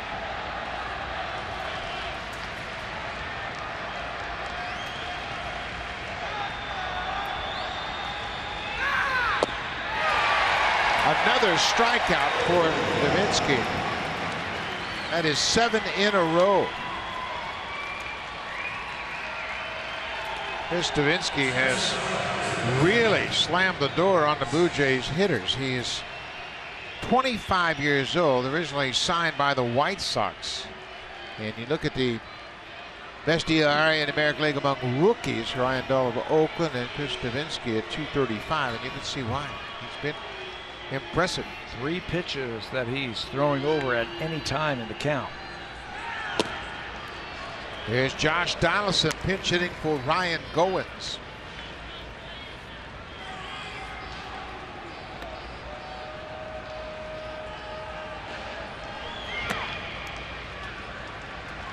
The American League record for consecutive strikeouts, there's an interesting link. It's 9. Doug Fister, the starter in tonight's game, had a 9 strikeout game in 2012 while pitching for Detroit. The Major League record for consecutive strikeouts is 10 by the Hall of Famer Tom Seaver in 1970. So what you're seeing right now is pretty historic for the young rookie. That's that great changeup. Changeup 3-0. You know, Josh had the green light right there trying to untie this ball game, and he throws in a changeup.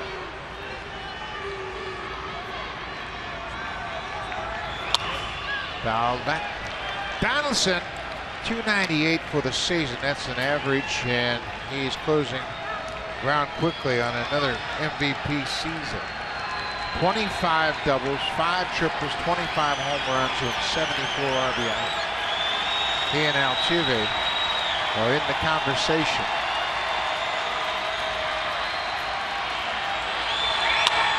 Ground ball, that'll snap the string of strikeouts. Donaldson grounds out. Kristavinsky has retired all 10 batters he's faced since coming into this game.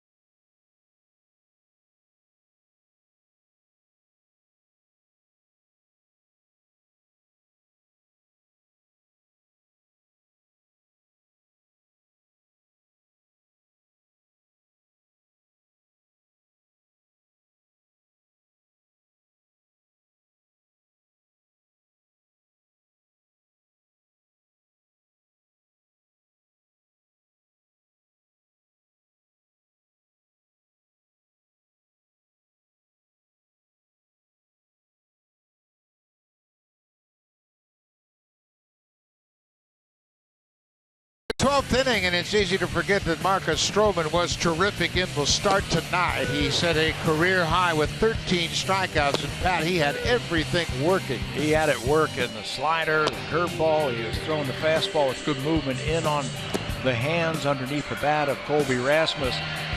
For Marcus, 7 innings, he only gave up 3 hits. One of them was the home run by Altuve, the only run he gave up. 1 walk, 13 strikeouts. He's been outstanding. Unfortunately, Blue Jays couldn't get him any runs. He'll pick up a no decision, and the Blue Jays will send out their 4th reliever. Now, Brett Cecil, for the 30th time, comes into the ballgame. Josh Donaldson will take over at third base, moving Darwin Barney over to shortstop. Brett Cecil has thrown the ball very well as you look at Barney moving from third base to shortstop. R.A. Dickey just ran down from the Blue Jays dugout to the bullpen. He is scheduled to start tomorrow, but he has obviously offered to be down in that bullpen just in case.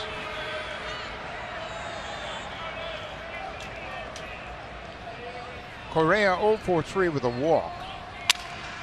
Broken bat, little liner to Donaldson. He makes the catch, and Correa's retired.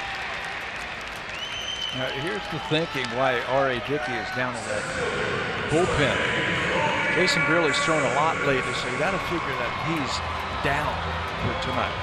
Scott Feldman, who just came over here in the trade, pitched a lot in yesterday's game in Detroit, so you got to figure he's down. They got to save Osuna for the bottom of the inning if they take up the lead. So you got Brett Cecil for his 1 inning. And if it goes longer, you're probably going to see R.A. Dickey. Yeah. And then you ask yourself, will they leave Russell Martin in the game? Russell has not caught Dickey at all this spring or into the regular season. Cecil, another good curveball as he gets ahead of Rasmus. 0-2. Joe Biagini with 2 terrific innings of relief. The bullpens have both matched up very well.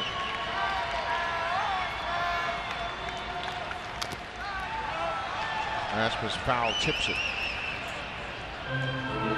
Tell you what, I wouldn't throw him a fastball right here. Red's got that good, hard breaking ball back.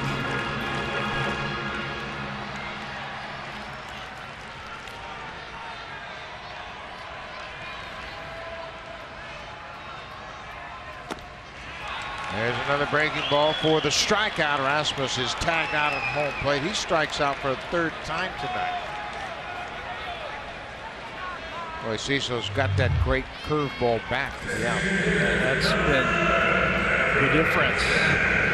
Good fastball with some good movement on it. That time he drops that curveball on him to pick up the strikeout.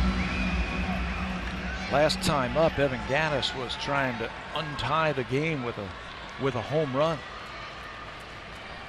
I think that's been the approach of most of the hitters in extra innings. Thinking one swing of the bat, I can win the game.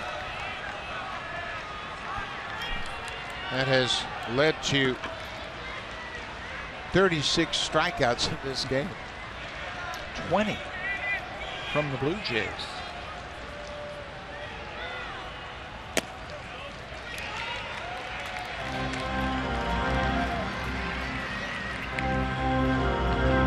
Evan Gattis has struck out 4 times for the 2nd time this season. He had a 4 strikeout game against the White Sox back in May.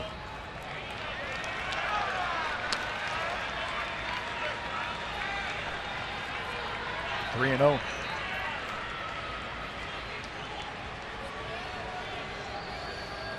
He's going to be swinging from his heels. Throw him a breaking ball. He does. He was swinging and hits a fly ball into center. Pollard gets there. Good call, Tabby. He dropped that hook on him, and Gattis hits a lazy fly ball to run. We'll go to the lucky 13th inning. Top of the order for the Blue Jays. Devin Travis has a couple of hits tonight. Jose Bautista, then Edwin Encarnacion. Top of the order in this tie game.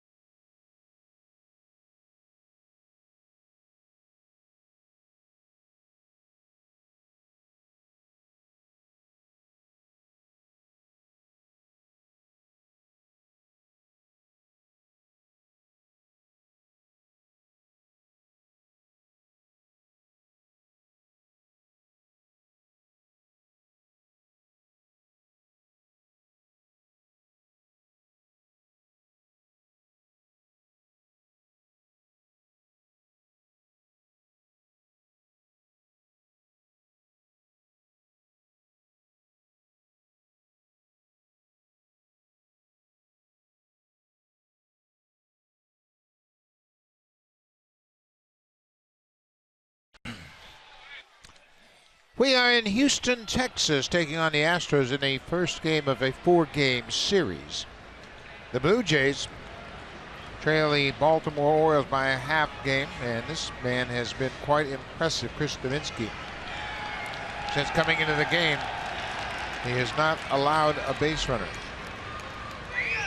3 1/3, and he had a stretch of 7 consecutive strikeouts. Snapped when he got Josh Donaldson to ground out to shortstop.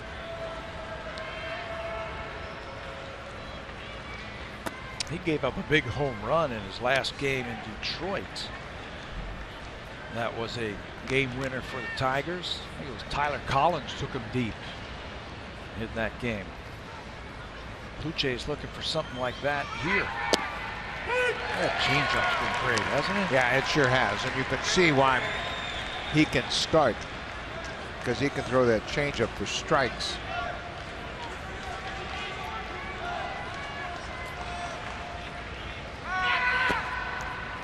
Devin Travis with 2 hits.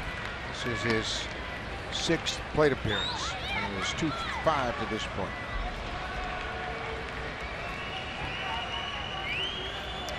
Big right-hander Michael Felice is warming up for Houston.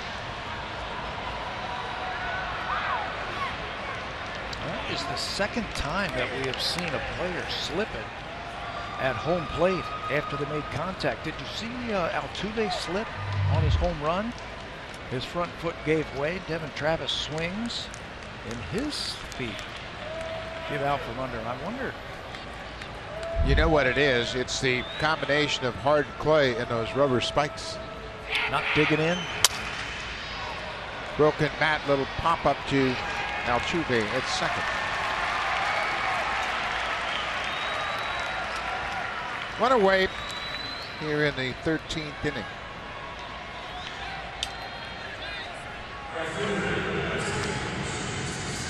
The Blue Jays have struck out 20 times tonight. That's a season high. Their previous high was 18 in that 19-inning game on Canada Day. They lost that game 2-1 in 19 innings. He just hasn't given the Blue Jays anything to hit. No, he hasn't left anything out over the plate. Working both sides of the plate very effectively. Got 3 pitches that he has thrown over at any time for strikes. You see, he falls off towards first base, and it's almost like he's throwing it and running out of the area around the pitcher's mound.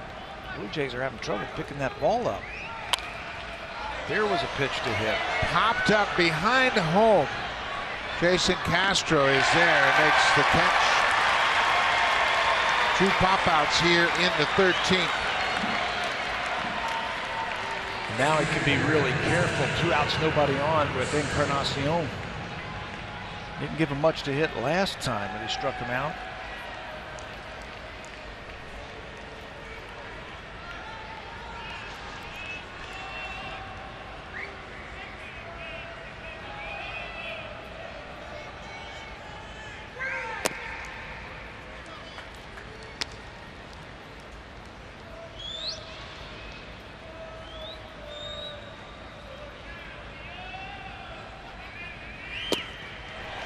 There was a hanging breaking ball up around the letters, but Conachon swings through it. Looks like Roberto Osuna is going to come in the bottom half of this inning.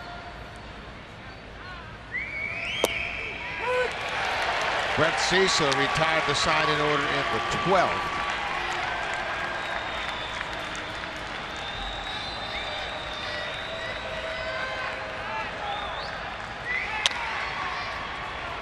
Bouncing ball to short. 3 up, 3 down. Blue Jays, top of the order, goes quietly in the top half of the 13th. Nice job by the rookie Chris Davinsky. Roberto Osuna headed towards the mound.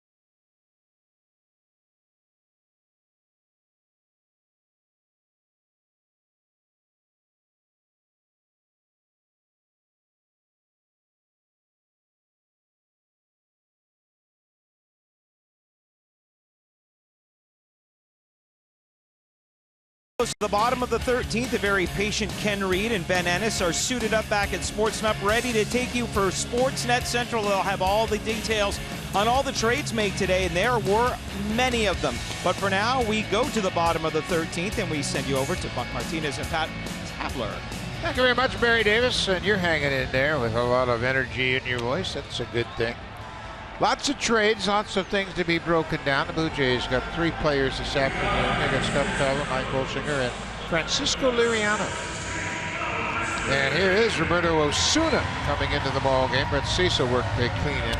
And the way this game has been going, they might need 3 more new arms tomorrow. Roberto Osuna worked in yesterday's ball game, a clean 9th inning. Remember, the Blue Jays played 12 innings yesterday against the Baltimore Orioles. Roberto had an inning, a couple of strikeouts. So he will face 7, 8, 9 here in the 13th.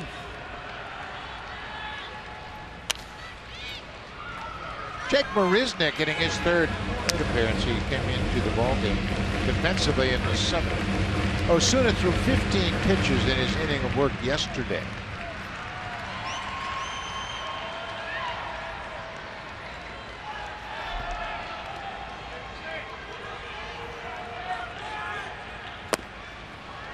Marcus Stroman went 7 innings. He allowed 3 hits and a single run. And Bo Schultz, Joaquin Benoit, Joe Biagini with 2 innings.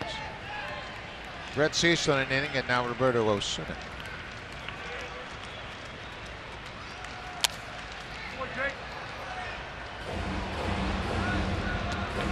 This becomes a battle of wills now.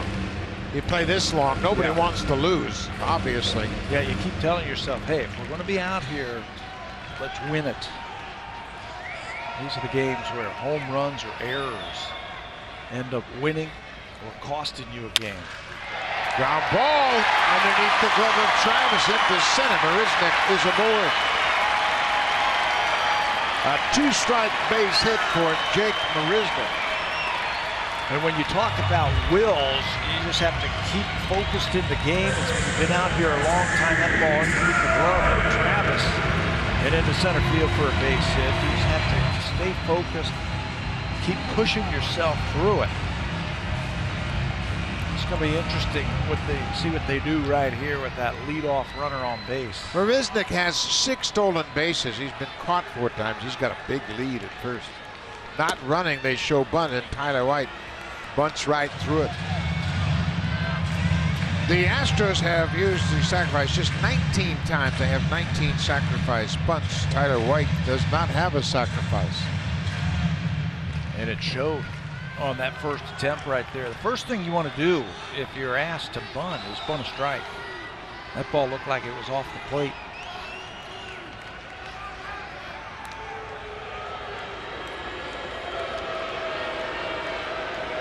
One of the real flaws in development in the minor leagues, the fact that you have power hitters like White, who's hit in the middle of the order his whole career. Now he's batting in the 8th spot. I bet you he hasn't tried to bunt one time. Ground ball punched towards second. Travis looked at second, didn't have a play on Marisnick. And Tyler White advances the runner into scoring position with the grounder.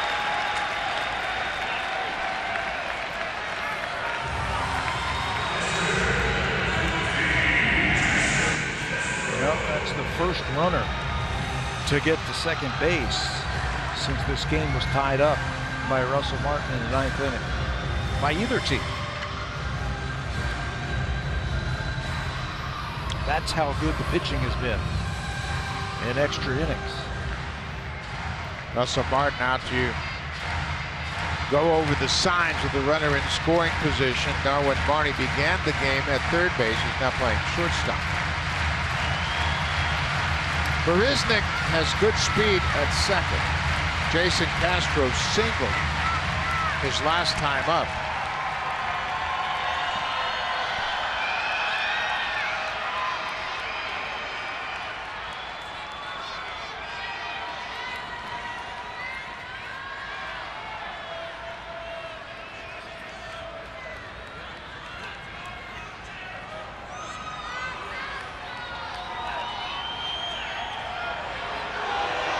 Osuna with the inside move, just in case Marisnick got a little antsy. You don't see that very often from Roberto, do you?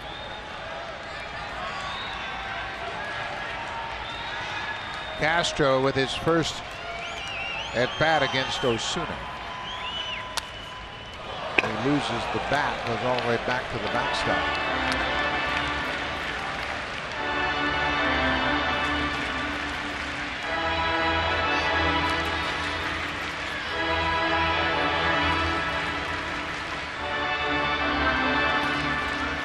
Castro making sure that bat didn't break. It slammed up against the backstop and it had funny sound when it hit.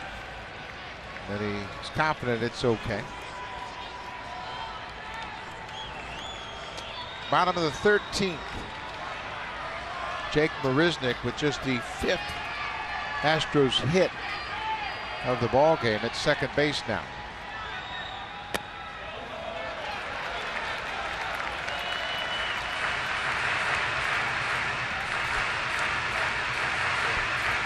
Osuna, in pitching the 9th inning in yesterday's game, struck out Chris Davis and Mark Trumbo, and then got Pedro Alvarez to fly out to left field.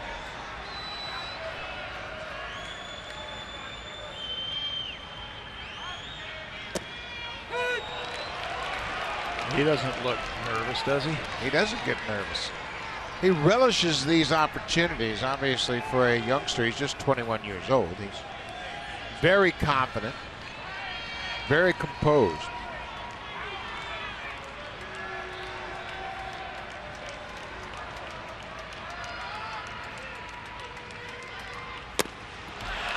Castro chases that breaking ball and strikes out. That's the thing that has really helped Osuna, is he has got more of a downward break on his slider. A little bit more. Look at the movement on that thing, a tight spin. He can really spin that baseball, and that helps it to drop like that. He got a couple pointers from his dad when his family was in Toronto. Thought that he was overcompensating. It looks like the Blue Jays are going to put Springer on and face the rookie. Yeah, this is the percentage move. There's no question about that. Springer's had a decent night at the plate. He's been on base 3 times. Well, Alex Bregman, the rookie third baseman, is 0 for 5 with a couple of strikeouts. Got to play those percentages. Springer was moved into the leadoff spot on May 24th. And the Astros have gone 38-20 since he's hit first in the order. There's been a nice little spark at the top of the order, and you can see him encouraging Bregman. Get a good pitch to hit before he took off for first.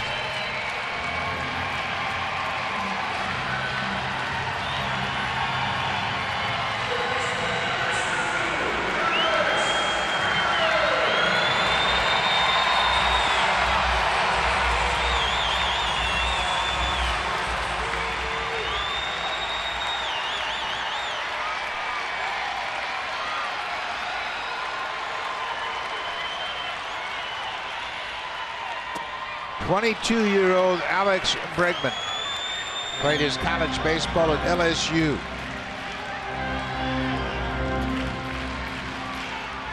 First round pick in 2015. Here he's in the big leagues.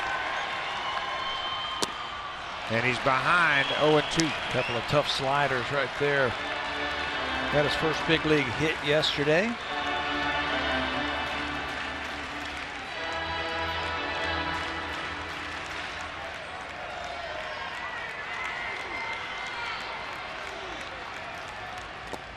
Gets away from Martin, and I'll go back to the screen.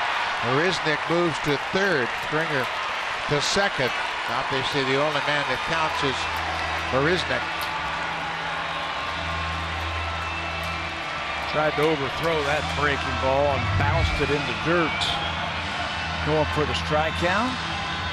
Russell can't corral that one.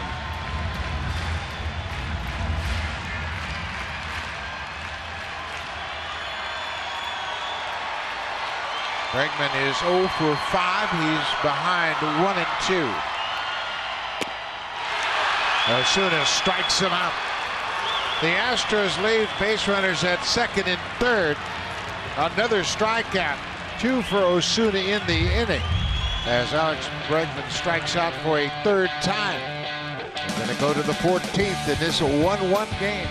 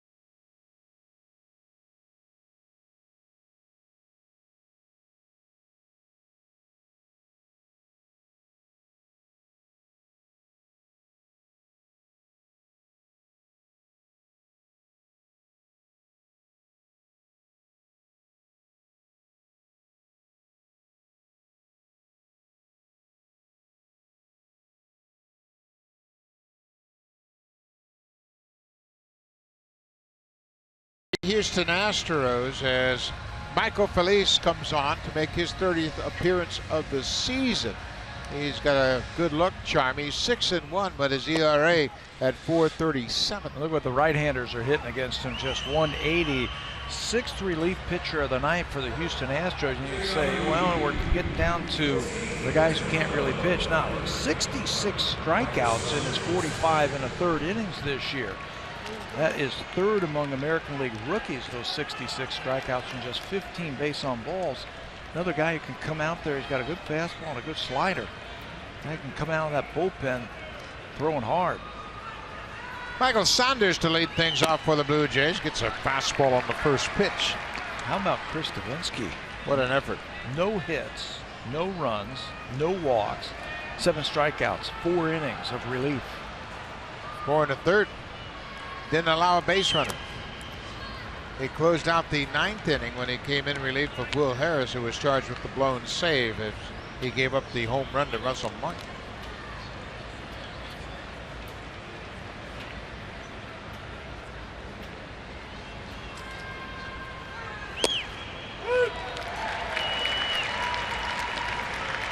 How about this? Scott Feldman. He pitched in the game yesterday as a member of the Astros. He is loosening up now for the Blue Jays. He was acquired in a trade this afternoon.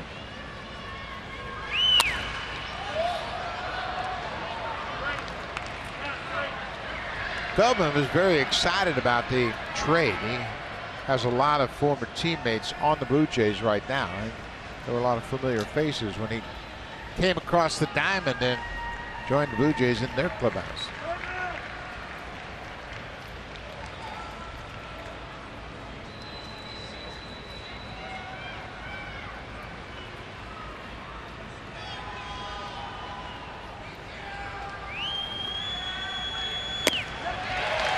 Another strikeout. That's 21 strikeouts by the Blue Jay hitters tonight. That is a franchise record, the most they've ever struck out in a single game in franchise history, going back to 1977. And that's 14 straight batters that have gone down. The last time the Blue Jays had a base runner, got to go back to that walk by Darwin Barney back in the 9th inning. All or nothing for the Jays tonight. Pretty much the same for Houston. It's a 1-1 game.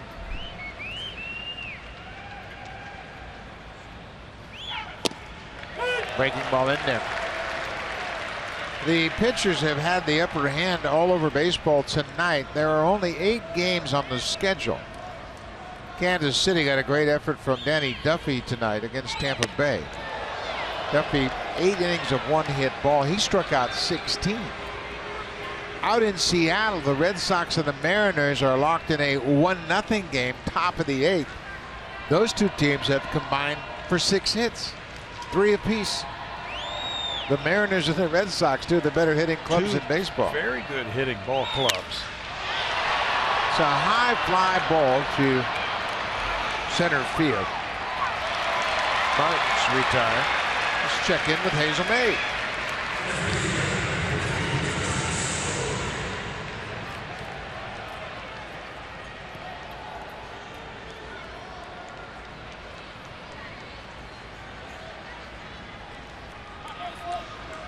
James Paxton for the Mariners, and Eduardo Rodriguez pitched 6 1/3. He was charged with that earned run. He had 2 walks and 6 strikeouts. Bobby Ross Jr. is now in the game. The Cubbies threw a shutout tonight, too. There's another good pitching. Was that Hendricks who was pitching for the Cubs tonight? Yes, it was. 9 innings, 7 hits, no runs, 3 walks, and 5 strikeouts. Ichiro Suzuki, 0 for 1. Still 2 hits shy of 3,000.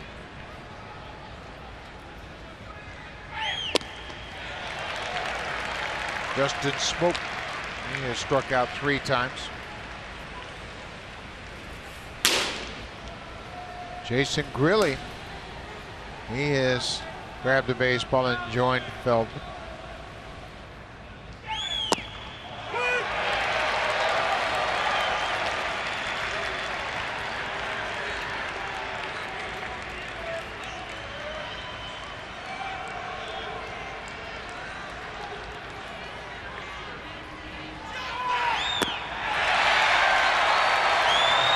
Another multi-strikeout inning recorded by the Astros pitching staff. 2 strikeouts for Michael Felice. He has a 1-2-3 top half of the 14th. Altuve, Correa, and Rasmus when we come back to Houston.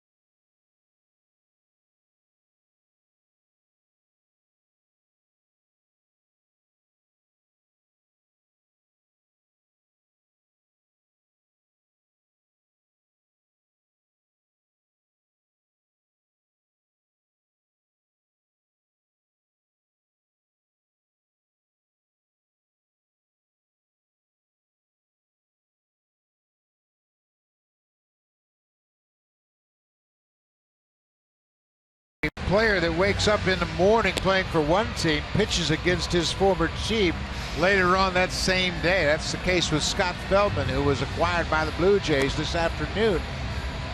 As he was pitching for Houston yesterday, he pitches for Toronto tonight. Pitching for the Astros, pitches against them tonight. Pretty good numbers. 5 and 3 with a 290 earned run average. Fastball, cutter, curveball from Feldman. Probably good for 1 inning because he threw yesterday in that game in Detroit.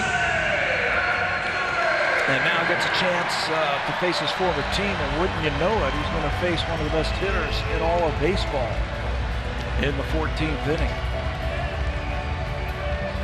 That's Jeff Luhnow, the GM baseball operations here in Houston, and he is very interested observer, obviously. Jeff Lunau was the man that agreed to the trade that sent Scott Feldman to the Blue Jays.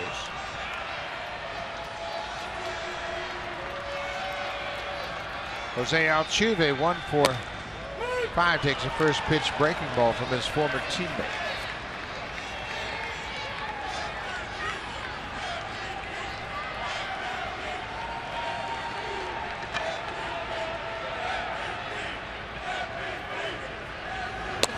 Shows bunt, pulls the bat back.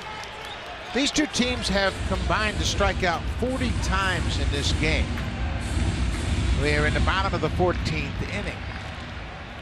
The major league record for strikeouts in a ball game combined is 43. Altuve with a base hit into left field.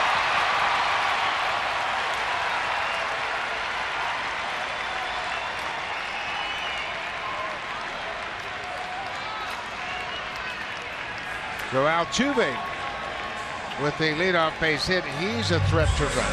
Yes, he is. They wanted that ball down and away.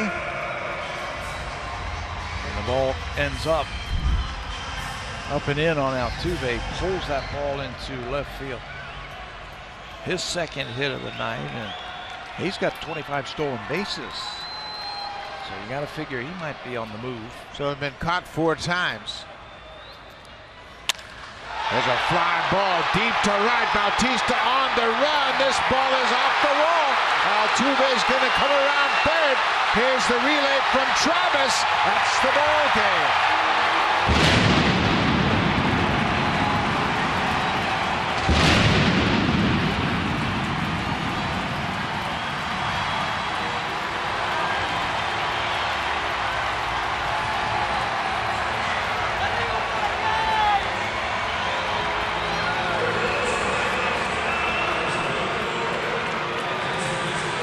Correa with his 68th RBI in the bottom of the 14th.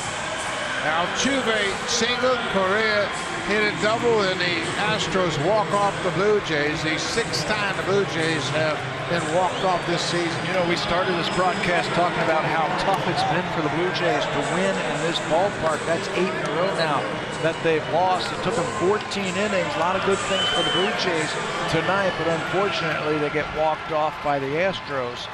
And that's 2 in a row now for the Jays that they've two tough, hard-nosed, hard-luck losses. Extra inning losses. The rookie youngster shortstop Correa with the hit. Thanks for watching. We'll see you tomorrow night.